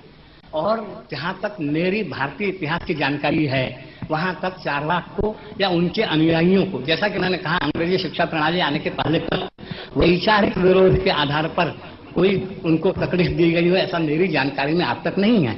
अगर आप प्रमाणों के साथ कोई बात दें तो मैं या तो उसका उत्तर दे सकूंगा या मैं अपने विचार सुधार सकूंगा, मुझे इसमें कोई आपत्ति नहीं है। अच्छा, शंभूक पर अगर आप चाहें। The speaker, I think, has made his stand quite clear. I think we should go for other questions. My name is Javed Anand. I'm from Communalism Combat. Dr. Naik has said repeatedly that the punishment for any crime depends on the gravity of the crime, and he has specifically talked about the American state and once about the Indian state, and saying for treason, if any official of the government of India, employed by the government of India, or any official employed by the government of the United States reveals the secrets of the state which compromise the integrity and sovereignty of that state, then he should be punished to death. And is there anything wrong in that? Or there has to be some punishment that follows. That is my impression. I stand corrected. Yes. Having said this, he then proceeds to make the point that Taslima Nasreen, for example, he says that there are so many contradictory reports in various papers that he can come to no conclusions whatsoever. Maybe he is also in doubt as to whether any Maulana has or has not passed a fatwa against Taslima Nasreen. But it seems to me that contained in that argument also is that if Taslima Nasreen has said anything against the Quran, because that is her firm belief, just as it is the firm belief of many other people that Quran is the word of Allah, then she can be tried by numerous authorities, including by Dr. Zakir Naik himself. If Taslima Nasreen were here today, he will know her age, he will know whether she is a gynecologist, whether she believes in Islam, etc., etc. At the end of which, he can pronounce some punishment for her, which could also mean chopping off opposite limbs, or head, or exile, or those four options is given. Now, if there are to be many centers of jurisdiction, I mean many people, whether it's a mullah or a pandit or a Shankaracharya or a pope or whatever it is, who can simultaneously decide what crime for what punishment, then I have a question. I come from the district of Allahabad, from a village in Allahabad, where there's a mosque in which I have prayed for many years during my years. I know for a fact, most of us Muslims know for a fact, as also the Hindus of the village, that in that mosque on the outer boundary there are statues which could only have come from some temple or another. If some Pandit from my village in Allahabad decides that a temple was destroyed here a few hundred years back, or whatever it is, and for that crime, that Pandit sitting in that village decides the Muslims of that village be killed, and all the Hindus killed, all the Muslims, or as many Muslims as they can, is there something wrong with it? Is this what he is suggesting? If he asks, please repeat the question, it is going to be very difficult. Well, I'll summarize it. Can there be many centers? Can there be many centers of decision making in terms of what constitutes crime and what is punishment? Brother, thank you for the short speech. In your short speech, you have asked at least 10-15 questions, if not more. Whatever I can remember, one question. That's all the previous thing is nullified. If I don't answer, don't blame me. Because they misquoted me saying that the Indian government can punish her to death. I didn't say that. Punishment. What punishment? Depends upon the law of the government. Coming to your second part. You said that even Dr. Zakir Naik can call her here, can ask her age, can ask her profession, and you said it in very good. Fine, no problem. Please let me complete my answer. I gave you enough time to pose the question. enough time, please give me a opportunity to answer. And even Dr. Naik can sentence her to death or cut off her limbs, etc. No, Dr. Zakir Naik cannot. Dr. Zakir Naik cannot. I don't have the authority. I can give a fatwa. Please let me tell you what the meaning of fatwa. Again, you may not be aware of the word, Arabic word fatwa means opinion. But my opinion has got no value. Since we believe in freedom of speech, every individual has the right to his opinion, including me, including you, brother. You can, like Krishnan Singh offers her his home, he has a right to his opinion. I can't object. But I can't sentence her. Only a qazi has the right to give judgment and the verdict. There's a world of a difference between fatwa and a verdict. Fatwa, I'd like to give an example. Like suppose a lawyer, he gives his opinion to the judge. But the judge can differ from the lawyer. The fatwa need not be a judgment. Let me remind you that, brother. I may be an expert, which I am not. I, as a doctor, cannot give a fatwa on Islam. Fatwa, in my personal opinion, yes, as an individual, but not as a scholar, neither as a judge, because I am not there. Regarding your one summarized question, that can, and if I've forgotten the question, you can repeat, brother, that can the same crime have different punishments, or can different centers be set up for punishment? Can you, brother? Can you repeat the question, brother? For example, that's right. For example, in India, there are courts of law which are set up to decide whether a crime has been committed. If committed, according to the law of the land, what punishment is followed. In your view, whether in India or in Bangladesh or anywhere else, one is the state which kind of gives certain authorities to the judiciary. Can there be other centers of brother asking me that can there be several centers of giving judgment in India, first then I come to Bangladesh. I'm sorry, again he has misunderstood the Islamic law. In India, the Muslim Personal Law Board can only give judgment on personal issues like divorce, like marriage, like inheritance. They cannot pass their law on criminal cases because we have a common criminal law in India. So the question is baseless. Regarding Bangladesh, I don't know. Again, don't think I'm trying to avoid the question. Again, I don't know how many boards are there, how many courts of law are there in Bangladesh. But if you talk of Islam in the previous ages, there was something like Khilafat, there was a Khalifa, and he was the head. There may be small courts, like how we have a problem in the low court, we go to the high court. If you have a problem in the high court, we go to the Supreme Court. So there, the Khilafat, the main court was him. He was Khalifa. He appoints the main chief judge, like how you have Supreme Court. If there any small court falters, you can go to the chief one. But today, the Khilafat has been abolished. But maybe countries may be having their own way of low court, high court, Supreme Court. We have to analyze the history of the country. Hope that answers the question, brother. I made a new question, but I hope your permission just ask one question, that you cannot be confused about one issue, that some Maulana, however highly respected he may be, has not been made a judge or a small court or a high court or a Supreme Court in the country of Bangladesh. Does he have a right to give a public call for the head of the Slimani? If you had heard my answer correctly, with attention, you would have heard the answer. I said everyone, including you and I, have the right to give fatwa. Fatwa means opinion. Please let me update. Fatwa. His opinion was that the cause of the head of the Slimani.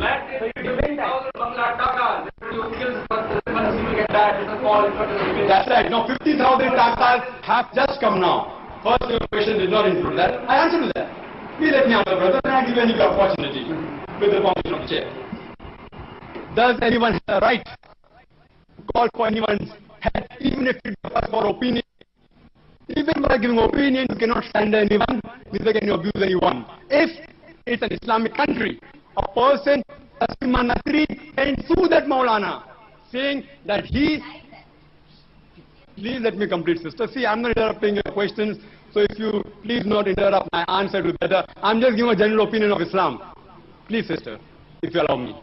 She has a right, if it's... I don't know how far is Bangladesh an Islamic country, how far are they following the laws of Islam, I don't know. Maybe they are following, maybe not following. So, she has a right, if she thinks that the death sentence put on her head is wrong, she has a right to take him to an Islamic court, if there is one, and sue. But let me link your answer with the comment laid down by the learned speaker, Father Pereira. He made a comment that it is very easy to frame anyone in the blasphemous law and sentence that person to death. Or taking the example of Taslima Nasreen, that it is not very easy, as easy, Father Pereira has said, because if you produce a witness in the court of law, if the crime is a small crime, 2 witnesses are required. If the crime is great, 4 witnesses.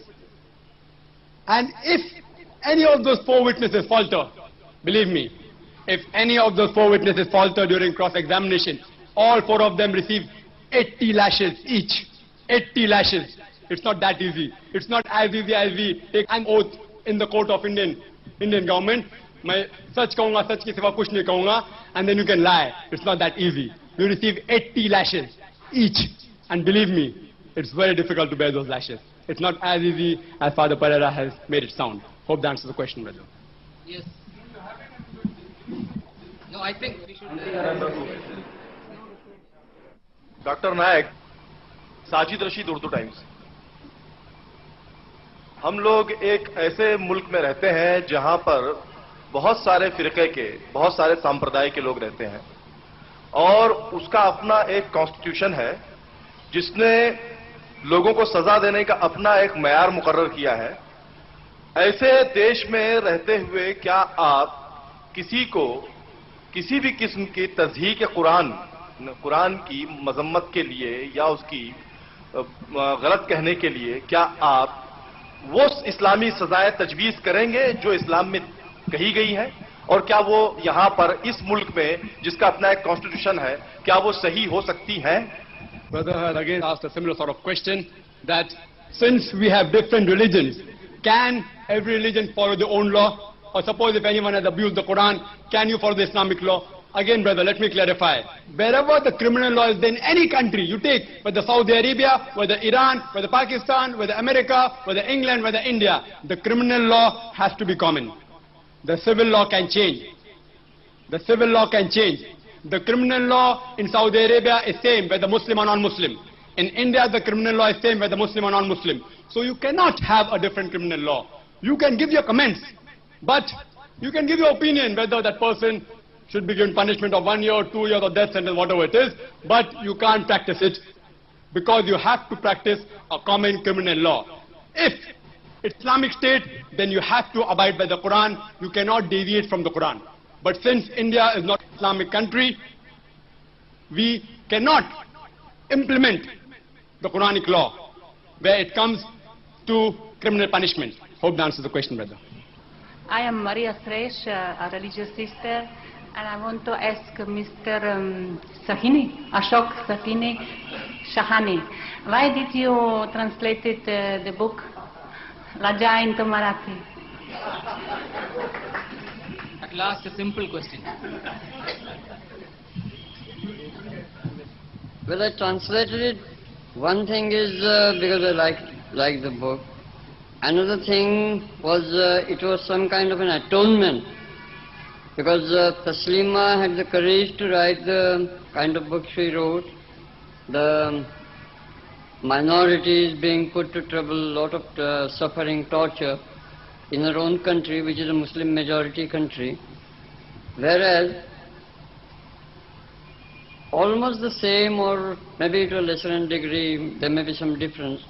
The same things happened in the December and January riots in Bombay. But I found that no literary person here, I'm a Maharashtrian, no Marathi author has had the courage to say that it has put us all to shame. Taslima had that courage and she did it.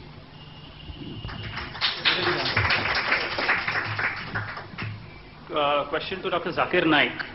The fundamentalists of Bangladesh are themselves responsible for bringing Taslima Nasrim into the limelight by announcing hefty prices on her head. If they had instead ignored her and allowed her to have a say, this issue would not have risen at all, and perhaps it would not have come here to discuss this subject. Brother asked a very good question, that if the so-called in inverted commas, Muslim fundamentalists, so-called I say, if they would not have announced the price on our head, we would not have gathered here today. I agree with you. But you put the blame on the Muslim fundamentalist, I put the blame on the media. Difference of opinion.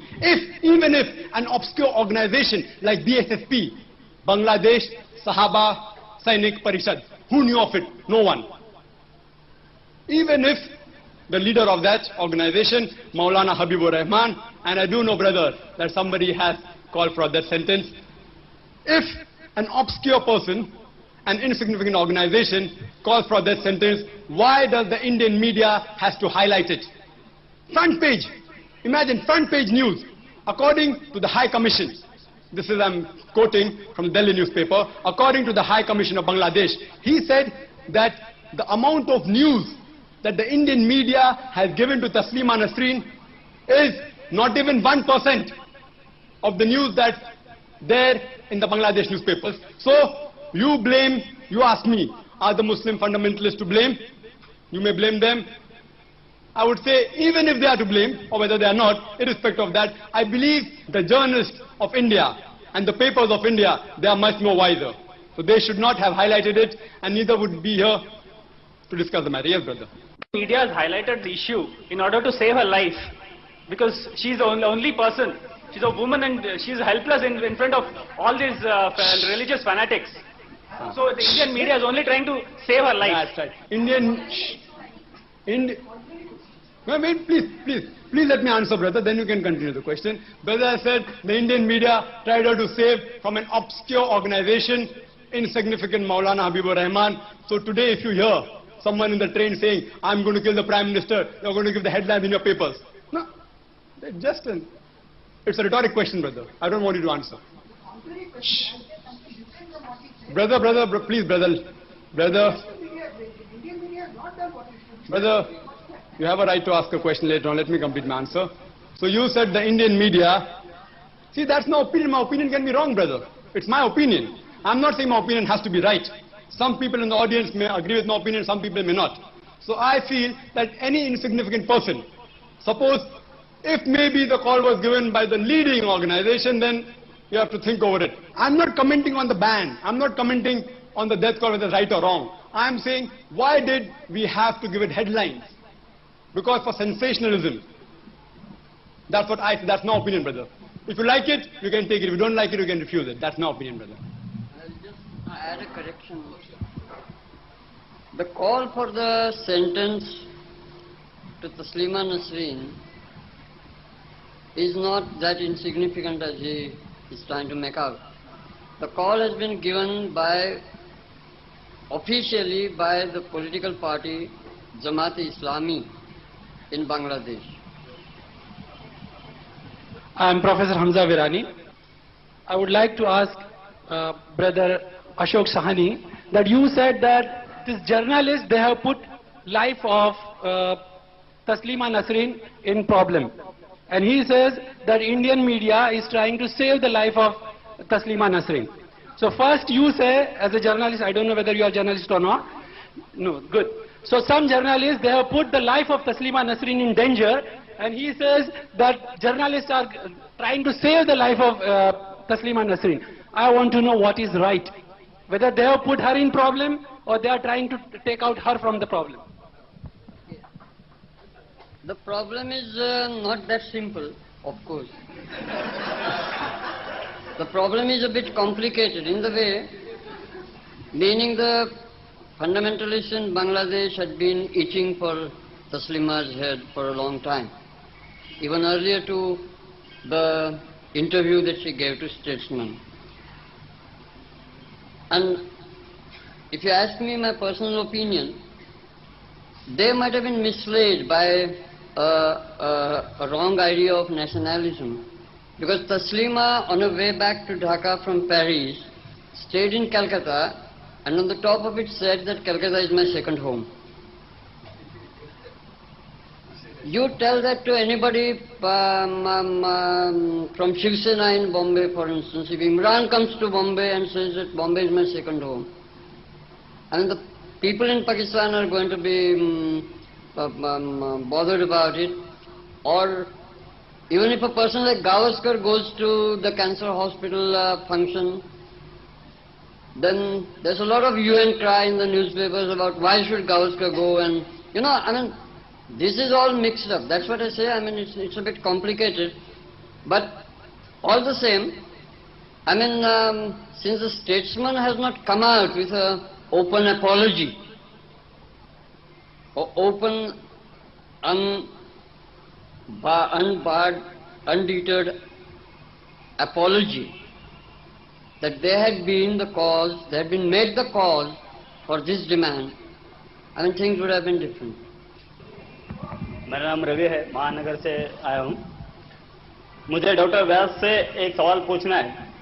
आपने कहा कि हिंदू धर्म में संवाद का बहुत महत्व है, मतलब जो लोग खुद को हिंदू समझते हैं उन्होंने संवाद करना जरूरी है अपोजिट विचारों के लोगों से। बाला साहब ठाकरे ने नामांतर के सवाल के ऊपर किसी भी दलित से सवाल नहीं किया। लाल कृष्ण आडवाणी जी ने बाबरी मस्जिद के मसले पर किसी भी मुस्लिम लोगों से संवाद करने की कोशिश नहीं की। कोर्ट की तरफ से हो रही थी, वो भी उन लोगों ने नाकारी है। क्या आप लोग, आपकी दृष्टि में बाला साहेब ठाकरे, लाल कृष्ण आडवाणी, ये लोग हिंदू है?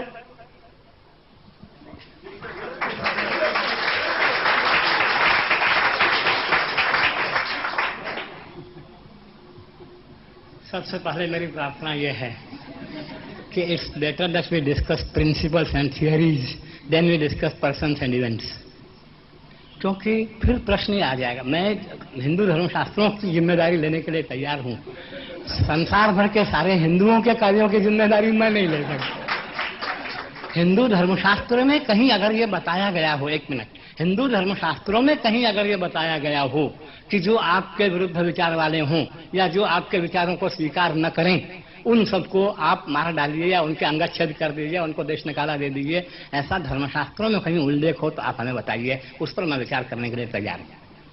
किन्होंने क्या किया व्यक्तिगत रूप से, कौन क्या कर, और खासकर आपने जो प्रश्न पूछे हैं बिल्कुल राजनीतिक पार्टियों के बारे में।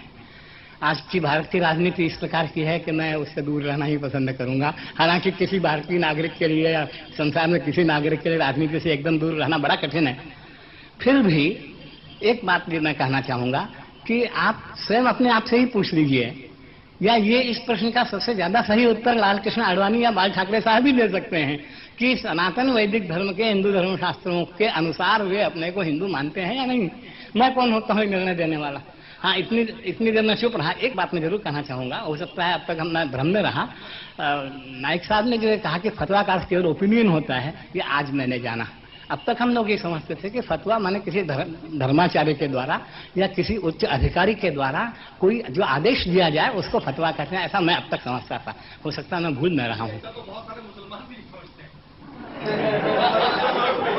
तो ये मेरी भूल हो सकती है, इसलिए मैं ये निवेदन करूंगा कि किसी व्यक्ति विशेष के बारे में मेरे पर्सनल ओपिनियन का कोई उपयोग नहीं है। यहाँ हम विचार ये कर रहे हैं कि हिंदू धर्मशास्त्रों के अनुसार विरुद्ध विचार वालों के साथ क्या व्यवहार होना चाहिए। वहाँ जब संवाद की बात आती है तो मैंने आपको पहले ही बताया कि हमारे यहाँ पहले हमेशा पूर्व पक्ष और फिर उत्तर पक्ष रखा जाता है। आप ये जानते हैं कि दयानंद सरस्वती के समय तक शास्त्रार्थों की धूम मची रहती थी। दयानंद सरस्वती शायद प्रारंभिक सुधारकों में से, जिनको सुधारक लोग कहते हैं, धर्म में परिवर्तन करने वाले जो माने जाते हैं, उनमें दयानंद सरस्वती प्रारंभिक लोगों में से थे। आप अच्छी तरह से जानते हैं कि दयानंद सरस्वती के जीवन में और उनके पश्चात भी लगभग 50 वर्षों तक सनातनियों में और आर्य समाजियों में स्थान स्थान पर, शहर शहर में, गांव गांव में शास्त्रार्थ होते रहे। पुस्तकें छपती रहीं, सैकड़ों और हजारों पुस्तकें छपती रहीं। दर्शन शास्त्र में शंकराचार्य, रामानुजाचार्य आदि के विचारों में एक दूसरे के विरोध होते हुए आज तक हजारों पुस्तकें छपी हुई हैं। ये संवाद के ही तो उदाहरण है।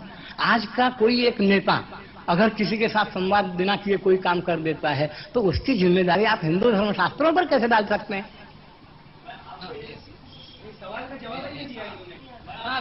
That can't be helped. That you can always escape that. आपने ऐसा बोला कि यहाँ के कर्मों का फल परलोक में मिलता है, तो आप जो सनातन वैदिक धर्म के जो आप प्रतिनिधित्व कर रहे हैं, तो आपके हिसाब से कर्म किसको बोलेंगे? कर्म का क्या डेफिनेशन? आपने बड़ा अच्छा प्रश्न पूछा, क्योंकि अन्यथा भी मैं ये चाह रहा था कि खासकर साहनी साहब ने जो अपने भाषण में एक बात कही थी कि the problem is that every religion has a book and we can't believe in a book written before 100 years or 1000 years और crores of years। सबसे बड़ी बात यह है कि मेरा निवेदन यह है कि you are at full liberty not to accept any religion and remain unreligious, but you have no authority और you have no liberty to say that we do believe a dharma and do not believe a dharma granth. इस पर आप ध्यान दीजिएगा। हम नास्तिक रहना या परलोक को न मानना, इसकी छूट सबको है। आज के जमाने में भी है, पहले के जमाने में भी थी। लेकिन आप ये कहें कि हम धर्म को स्वीकार करते हैं लेकिन धर्म ग्रंथ में परिवर्तन करते रहना चाहिए, उसके लिए आपको मेरी बात का उत्तर देना पड़ेगा कि धर्म का फल अगर परलोक में मिलता है, अगर मैं इसमें इसलिए कह रहा हूं कि जो लोग ये मानते हैं कि धर्म का फल परलोक में मिलता है, उनकी ओर से ये प्रश्न है। अगर आप ये मानते हैं कि धर्म का फल परलोक में नहीं मिलता, धर्म का फल ईश्वर नहीं देता, तो धर्म कौन सी चीज है जिसको आप मानना चाहते हैं? धर्म है क्या चीज? मैं आपके प्रश्न पर आता हूं कि कर्म किसे कहते हैं। जहां तक हिंदू धर्म शास्त्रों का प्रश्न, हो सकता है कुछ अन्य संप्रदायों में ऐसा हो कि आप 7-6 दिन कुछ भी करें, एक दिन किसी पूजा गृह में जाकर पूजा करने तो आप धार्मिक बने रह सकते हैं, कहीं ऐसा हो तो मैं नहीं जानता। हिंदू धर्म शास्त्रों में जहां तक प्रश्न है, हमारे यहाँ प्रातः काल से लेकर रात्रि तक और रात्रि से लेकर प्रातः काल तक 24 घंटे 12 महीने और जीवन भर शरीर इंद्रिय मन से जो कुछ चेष्टा जो क्रिया हम करते हैं वो सब करना है, और वो सब धर्मशास्त्र के क्षेत्र के अंतर्गत आता है। मैं किसी को किस दृष्टि से देख रहा हूं ये भी एक कर्म है। अगर मैं अच्छी दृष्टि से पवित्र दृष्टि से देख रहा हूं तो मैं पुण्य कर रहा हूं, अगर मैं अपवित्र दृष्टि से किसी पर को देख रहा हूं तो पाप कर रहा हूं, उसका भी फल मुझे मिलेगा। इसलिए कर्म को आप किसी एक सीमित क्षेत्र में कभी नहीं बांध सकते। शरीर इंद्रिय मन और बुद्धि, इन सब के जो भी प्रयत्न हैं वे सारे प्रयत्न कर्म हैं, और ऐसा कोई प्रयत्न नहीं होता जिसका फल केवल यहां मिलकर रह जाए। हर कर्म का फल कुछ न कुछ यहां के बाद भी मिलता है। जिनको ईश्वर पर विश्वास न हो, जिनको परलोक पर विश्वास न हो, उनसे हम अलग बात कर सकते हैं। आज का मंच मैं समझता हूं उसके लिए नहीं है। हम ये नहीं कहते कि ईश्वर को नहीं मानते उनको हम एकदम छोड़ देंगे, हम उन पर भी विचार करने के लिए तैयार हैं, और तर्कों के आधार पर। शास्त्र को छोड़ दीजिए, किसी शास्त्र को आप कुरान को मत मानिए, पुराण को मत मानिए, वेद को मत मानिए, बाइबल को मत मानिए, फिर भी हम तर्कों से और युक्तियों से ईश्वर को सिद्ध कर सकते हैं, ऐसा हमारा विश्वास है। आप कोई अलग बैठक उसके लिए बुला सकते हैं।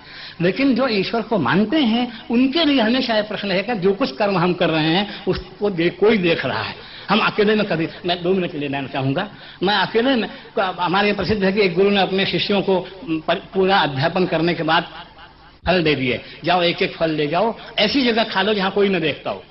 जब वे वापस आए तो किसी ने कहा कि मैं एक बंद कमरे में, मैंने कमरा बंद कर लिया, खा लिया। किसी ने कहा मैंने पानी में जाकर खा लिया, किसी ने कहा जंगल में जाकर खा लिया। एक शिष्य आया जिसने कहा गुरुजी मुझे ऐसी कोई जगह मिली नहीं जहां कोई न देख रहा हो, इसलिए मैं फल वापस लेकर आ गया हूं। तो ये भावना अगर मनुष्य में है कि हम जो कुछ कर रहे हैं उसे कोई अवश्य देख रहा है, और आज अगर हम छूट गए तो भी आगे फल मिलेगा, तो ही समाज में व्यवस्था ठीक रह सकती है। मैं एक बात और कहना चाहूंगा कि धर्म थोड़ी देर के लिए मान लीजिए कि काल्पनिक हो, मान लीजिए, हम नहीं मानते काल्पनिक, हम तो अत्यंत सत्य मानते हैं, पर जैसे कार्ल मार्क्स ने कहा कि धर्म अफीम की गोली है, थोड़ी देर के लिए हम मान भी नहीं कि वो अफीम की गोली है, तो भी समाज की सुव्यवस्था के लिए वही अफीम की गोली परम आवश्यक है। आप भ्रष्टाचार निवारण नहीं, जो भ्रष्टाचार आएगा उसको आप कहां रोकेंगे? How long you can go police और पुलिस।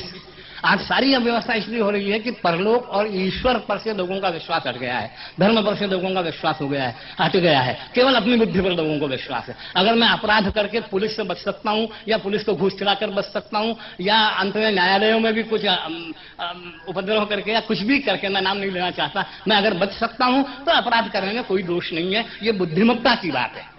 ज्यादा बुद्धिमान जो होते हैं वो ज्यादा अच्छे उपाय सोच करके अपने को बचा लेने का प्रयास करते हैं और बचते हैं, इसलिए वो सोचते हैं बच गए।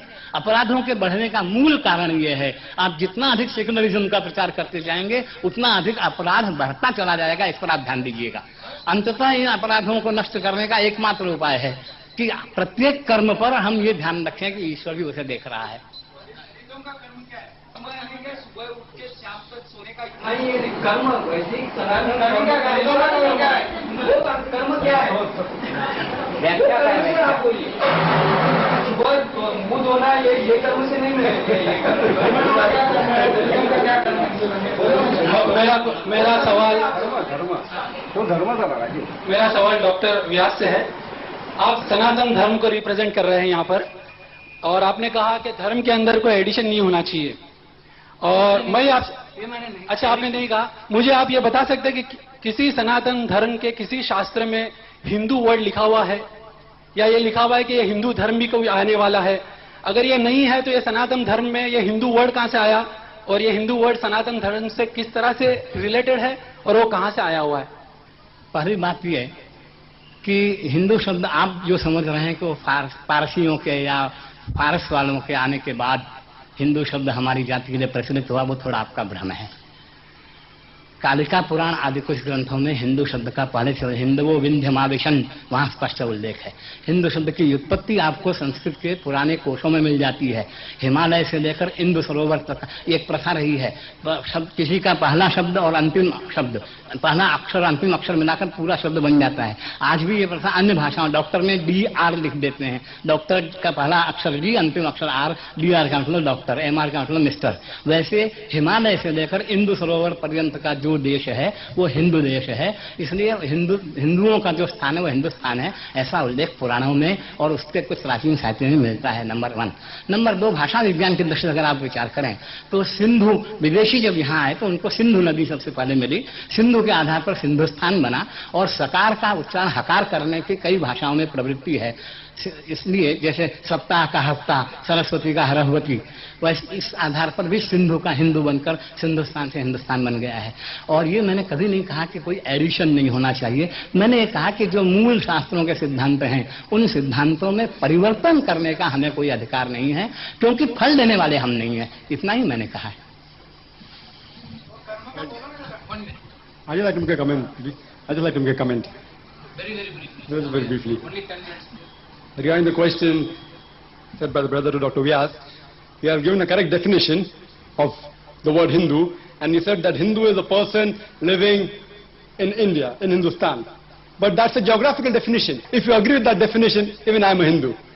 But what brother was referring to is the theological definition of Hinduism mentioned in the Hindu scriptures, which I, being a student of comparative religion, I don't come across any. This definition has also been agreed by Swami Vivekananda, that Hindu is a geographical definition, meaning those people living on this side of the Indus-Valley civilization. By that I am a Hindu. But the religion should be called a Vedantist religion, those who follow the Vedas. And one more clarification regarding, you said that I had mentioned that fatwa is opinion. Yes, I did mention it. But if that opinion is given by the judge sitting on the seat of judgment, it is taken as a judgment and a verdict. So fatwa can also mean a verdict. Let me clarify. And Quran clearly states in Surah Furqan, chapter number 25, verse number 59, that if you are in doubt, ask the person who knows. So if the Quran speaks about medicine, and if you have a doubt, you will take fatwa from a doctor. I have a right to give fatwa when Quran is talking about medicine. I have a right. I have a right to opinion. But if it's talking about fiqh and masail, I can give fatwa, but it will have no value. You'll have to go to a faqih. So in the same way, if the fatwa is given by a judge sitting on the judgment seat, it is taken for verdict. But given by a layman, it is just a layman's opinion.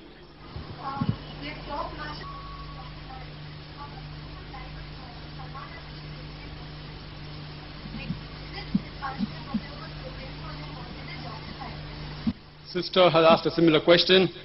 She said, we have talked enough of Taslima Nasreen Zajja.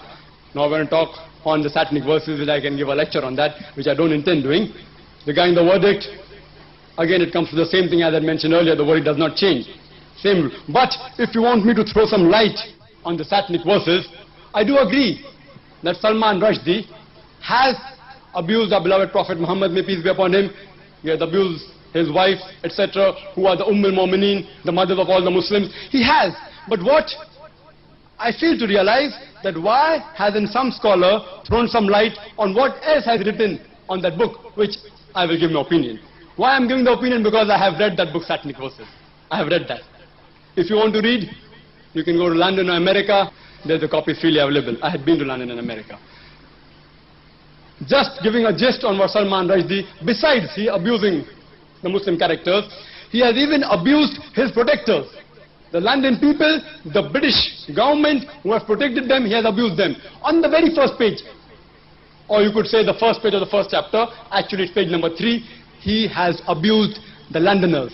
He says, London bhai, the first page of first chapter, that's page number 3. London bhai, and he abuses. I can't use that word, believe me, I can't use that word.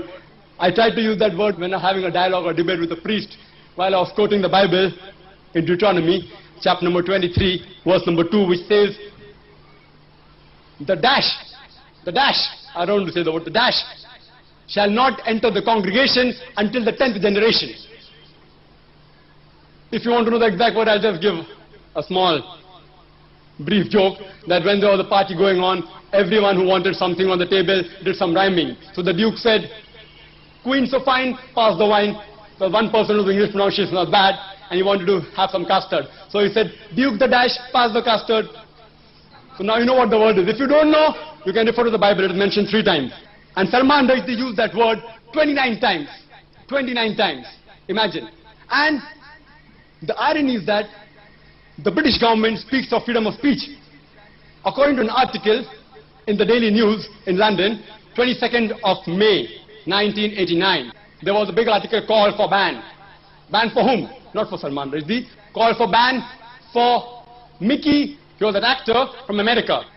Mickey, he came and he used the 4-letter word for the policies of Margaret Thatcher. I'm sure you don't want me to repeat that 4-letter word. It is father, uncle, cousin, king. Still, if you don't know, ask the person who knows. He used that 4-letter word to describe the policies of Margaret Thatcher, and the MPs, the Tories of that parliament, they said, call for ban. Now Salman Rushdie uses that same word, but makes it active, adding ing. 4-letter, he makes it 7-letter. And in one paragraph, on page number 270, in one paragraph, he uses that word 4 times. 4-letter word, ing, making it active, describing the activities of Margaret Thatcher, and it goes down the throat of the Britishers. Why this biasness? Like an actor uses a 4-letter word for Margaret Thatcher's policy, you call for ban.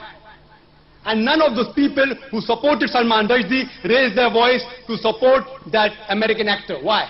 Why the double policy? Because he uses it 4 times, making it active. And if you read that book, he's used that word 52 times, 1 for each week, 52 times. I've read the book, therefore I'm saying. And 5 times he's used only that 4-letter word. You can make a dictionary out of it. Ing American, ing allies, all these you can make a dictionary out of it. And he has even abused the Prime Minister, the ex-Prime Minister, who was the Prime Minister at that time. And he says that, and he calls it a nickname, like he does for all the characters. He is called the Chamcha. He personifies himself as Chamcha or as the Jibreel or Spoonu. He calls Margaret Thatcher Maggie. And what he says, torture. You know what the meaning of torture? Torture means Thatcher. He says torture and full stop. 1 word sentence, beautiful. I do appreciate Salman Rushdie for his pen. 1 word sentence, torture, full stop. Maggie the 5-letter word. I don't want to repeat it. It's a female dog. He says torture, full stop. Maggie the 5-letter word. That's right, I'm answering the question, brother. Because she said that she wants me to throw some light on the satanic verses and on the verdict of Salman Rushdie. Regarding the verdict, it remains the same as my previous answer. Regarding throwing light, I'm throwing light, brother. If you give me the permission, just a couple of more minutes, so that how many of you out here knew all this was mentioned in the satanic verses? Oh, very good. 2, 3. So I'm 3. So did you know all this was mentioned? Do you know torture referred to Thatcher? Oh, very good. We have intelligent people out here, but the masses don't know. So, fine. Please let me answer, brother. Let me answer. I do agree that people will say that Margaret Thatcher, she's an iron lady. She won't get moved. She's very strong. I do agree. Even if you call her that 5-letter word, even if you call her a female dog, she won't get moved. But imagine if you go to her son, Mark Thatcher. You might have seen him on TV playing soccer, that rugby. If you go to Mark and say, Mark, Salman Rushdie has called you an SOB, son of a 5-letter word, I'm sure Mark will hammer you. He will not believe in freedom of speech. If you tell Mark that Salman Rushdie has called you an SOB, son of a 5-letter word, he will surely hammer you. Even the British people are sensitive. But their sensitivism is, everyone has different levels of sensitivism. Some people may be sensitive in particular words. Like for example, if you go on the road, brother, people on the roadside, they keep on abusing each other. Maa ke upar, bhin ke upar, the same word which Salman Rushdie has used in his. Imagine he uses Hindi word, bhin and 4-letter word. So, if those people, if you abuse that spy, he's not sensitive at all because he's used to abuse. But if you call him in a very plain language, which is less insulting than the abuse, and tell that maybe your mother is a prostitute, even that roadside man will feel bad. He will feel hurt. Every man is sensitive depending upon his individual field. And the British government, which calls for freedom of speech, it does not believe in freedom of speech. Because when Sheikh Zidad said that give me 5 minutes on the BBC to quote only the verses which Salman Rushdie has said, and I will give 50,000 pounds to any charitable organization, they refused. ABC, American Broadcasting Corporation, they refused. He said, I will pay $50,000 only to quote. You believe in freedom of speech? I will quote Salman Rushdie's book, give you $50,000. They didn't agree. This is as far as freedom of speech goes. And regarding the verdict, sister, the answer is same as I gave for Taslima Nasreen. I'd like to say something, and very briefly. As I said earlier, the fatwa of Khomeini is inexcusable. If it could be revoked, or rather it could be revoked, as that recent news item said, about 5 years later now, since this thing, it could have been revoked 5 weeks later. But it's not been revoked because of political reasons. That's the first thing, as I keep on insisting. In many of these religious quarrels, look for the political angle in it. That's the first. Secondly, I don't think that Rushdie himself is entirely to be excused either. He has deliberately adopted what I would call a very Western, arrogant position. Now, if you believe in freedom of speech without responsibilities, be ready to take the reaction from wherever. So instead of going underground, I would have said, with all your money, stand up and be counted. If I abuse you in public, I should be prepared for a kind of reaction from you and not go underground. The very government that he abused earlier is the one that is protecting him. I think there's a great anomaly over here, but realize that there's no logic in these matters. Realize, for one thing, that there is in the Anglo-Saxon world particularly, a growing feeling that militant Islam, in the Islamic fundamentalism, has now taken the place as enemy number one after the death of communism. Communism is no longer now any kind of military threat. Instead, it is now militant Islam. You know all these things from the Gulf War, you know, Iran, and so on and so forth. And that's why, as I said a little earlier, you must understand that a lot of fundamentalism comes from, firstly, a certain vision of society which is not shared by a Western secular ethos.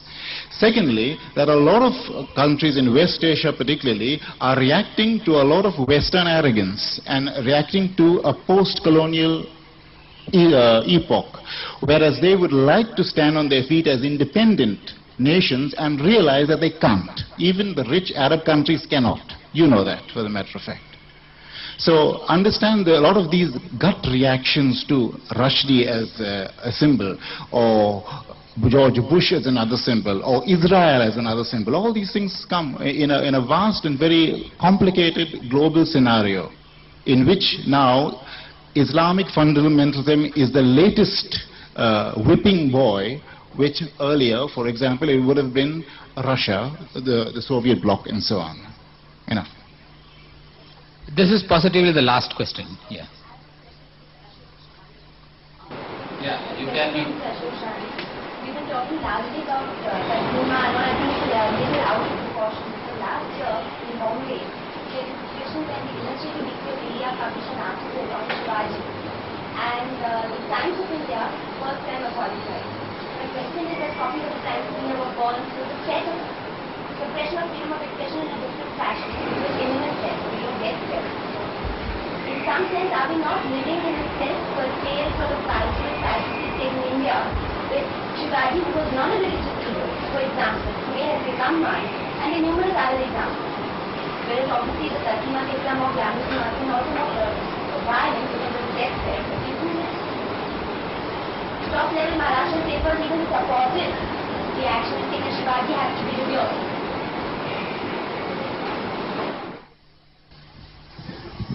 I entirely agree with you, and the point is just this, that if somebody is to be revered, then he has to be put beyond criticism. I don't think we live in a society in which that principle would work. I think everything needs criticism. Everything can be criticized. Why not? Why not? Whether it is religion, whether it's a religious person, whether it's king, or whether it's, those persons in power, why not? That is freedom of expression. If you can allow me, because this question is to Chairman, please. Chairman? I want to ask you about I hope you are a journalist. Then this question will be to you. Okay. So, as Brother Ashok Sahni said, that it is journalists who have put the life of Taslima Nasreen in problems because of irresponsible behavior. And we see that this journalists, they do irresponsible things. So what is the punishment to such irresponsible journalists in your society of journalists? Because of their irresponsibility, many problems are created in this country. So what punishment is there for those type of people in your society of journalists? I am a journalist by profession, but here I am a chairman. And chairman always says, no comment. So that is my reply. Is it a vote of thanks, or what is the procedure now? Pardon? What about the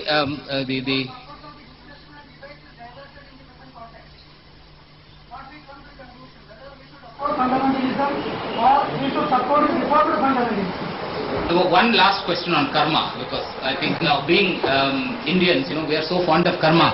It's better to end with yes, last, positively last.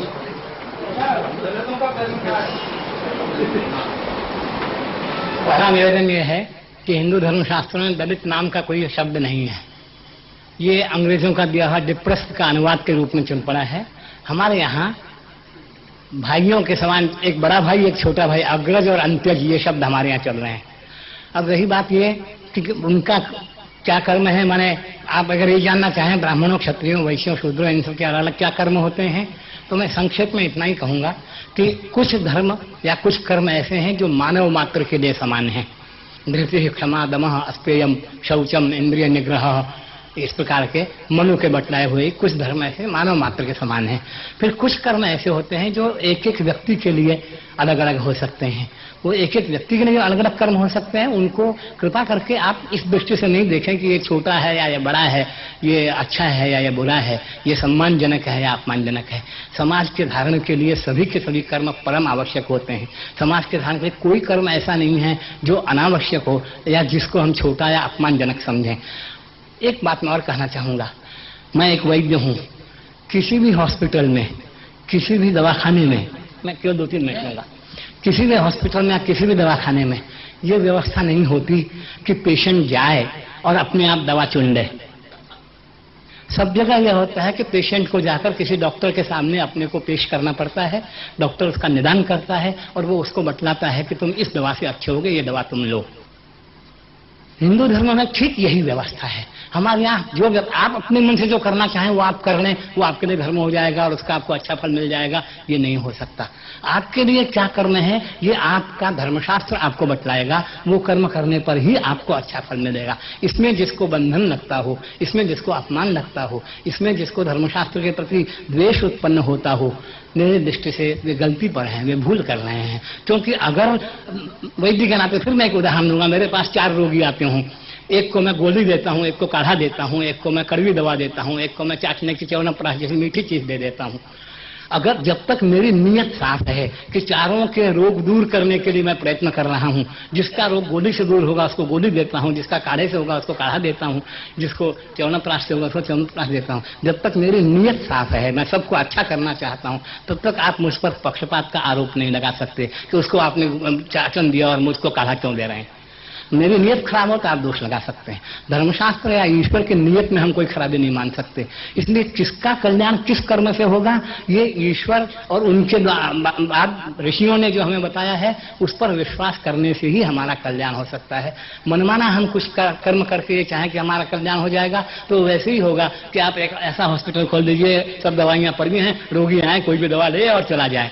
क्या परिस्थिति होगी आप सोच लीजिए।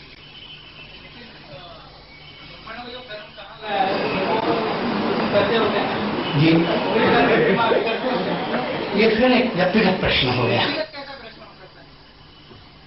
माने आप मेरे नहीं पूछ रहे कि मैं उस कर्म को जी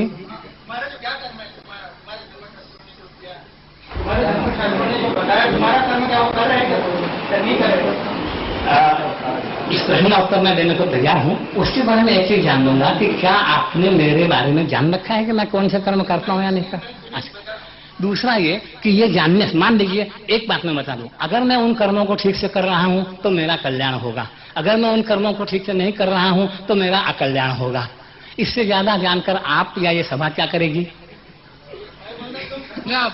नहीं, वैसे मैं बता दूं, हम लोग आस्तिक हो, एक मिनट केवल आस्तिक होने का दावा करते हैं। हम ये क्लेम करते हैं कि हम धर्मशास्त्रों के एक एक अक्षर पर विश्वास करते हैं और अधिक से अधिक पालन करने का प्रयत्न करते हैं। 100% पालन करने का दावा मैं समझता हूँ इस युग में कोई नहीं कर सकता, पर मैं व्यक्तिगत रूप से अधिक पालन करने का प्रयत्न करता हूँ। ये आश्वासन आपको देना चाहता हूँ। ब्राह्मण के धर्म है यज्ञ करना, यज्ञ कराना, अध्ययन करना, अध्यापन करना, दान और प्रतिग्रह, 6 कर्म जो ब्राह्मण के बताए गए हैं, उन सबको मैं अपनी ओर से अधिक प्रयत्न करके कर रहा हूँ। ये मैं आपको विश्वास दिला देता हूँ। पर यदि मैं नहीं कर रहा हूँ तो मेरा दोष है, हिंदू धर्मशास्त्र का नहीं। इसका फल मुझे मिलेगा, हिंदू धर्मशास्त्र को नहीं और किसी को नहीं। मैं समझता हूँ इतने से आपको संतोष होना चाहिए। This is positively the last question. To Dr. Zakir Naik, it has been quoted by Taslima Nasreen, as it is said, that women, if you are tilt, you may go as you like. Do you like to give any comment on this? Thank you. I do agree that Taslima Nasreen, and I've read the controversial column in which she has mentioned that in the Quran it is mentioned that the women are the tilt. Sorry, it is not the tilt. She has not mentioned that. That's what the Quran mentioned. She has mentioned that for the husband, the woman is the farmland, not the tilt. The Quran mentioned the tilt, but it is approximately the same meaning. She has mentioned that it is mentioned in the Quran. She does not give the reference. That for the husband, the wife is the farmland and you can approach them when you like. Along with that, she has said that the women are considered as properties. And she quotes the Quran and saying Surah Imran that the woman, the gold, everything are possession. The woman, the children, the gold and horses are the possession. Again, she is misquoting. She did not give the complete quotation. She was referring to Surah Imran, chapter number 3, verse number 14, which says that the woman and sons, the woman and sons and the gold and silver and the horses branded for excellence and the farmland are possessions which a man is proud of. Which man is not proud of a good wife? Quran says woman, including wife and daughters and son. Which father is not proud of his son? Which husband should not be proud of his wife? And which wife should not be proud of the husband if he's good? So where is Quran talking that as though they're properties?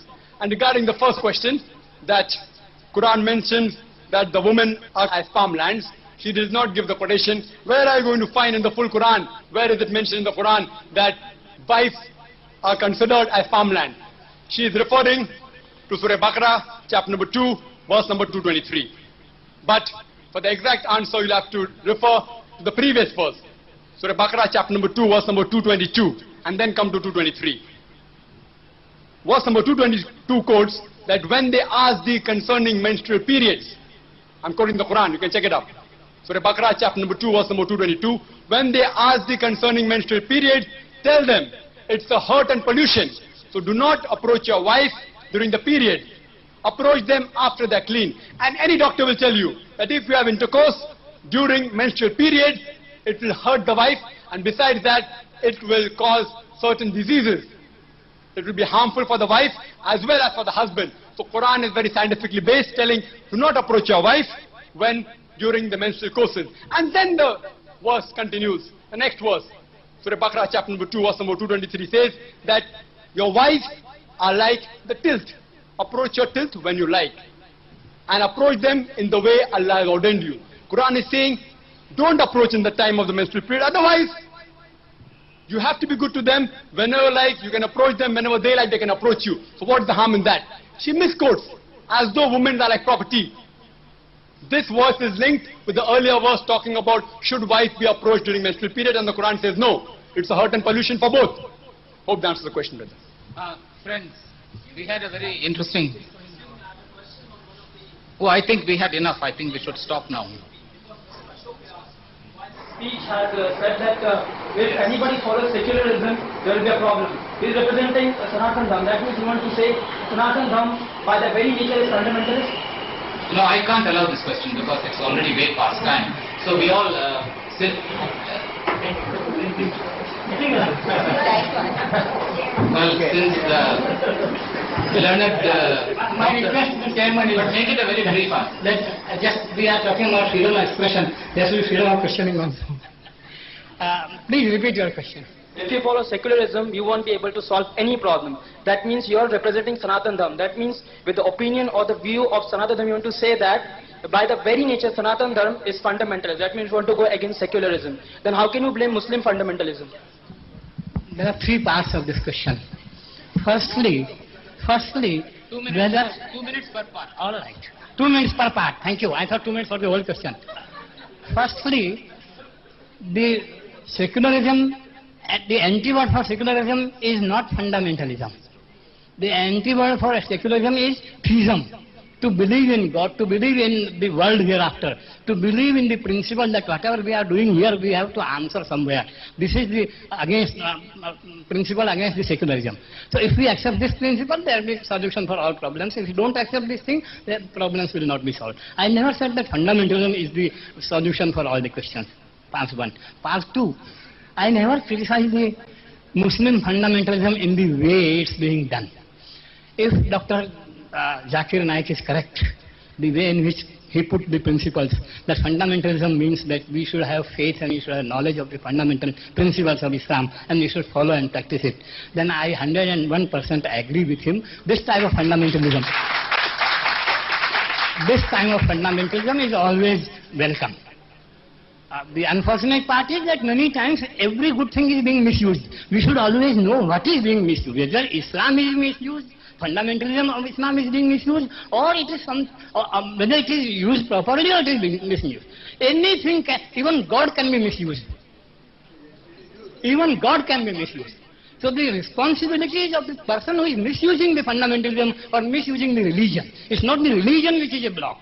It's not the fundamentalism in this definition which is a block. It is the misuse of religion, and misuse of what will not be blocked. Misuse of democracy, you are knowing what is happening. Misuse of secularism, you are knowing what is happening. And what was the third part of your question? Is it covered? Are you satisfied? Yes, we are all. Thank you very much. Thank you very much for coming for this program. Thank you very much for attending.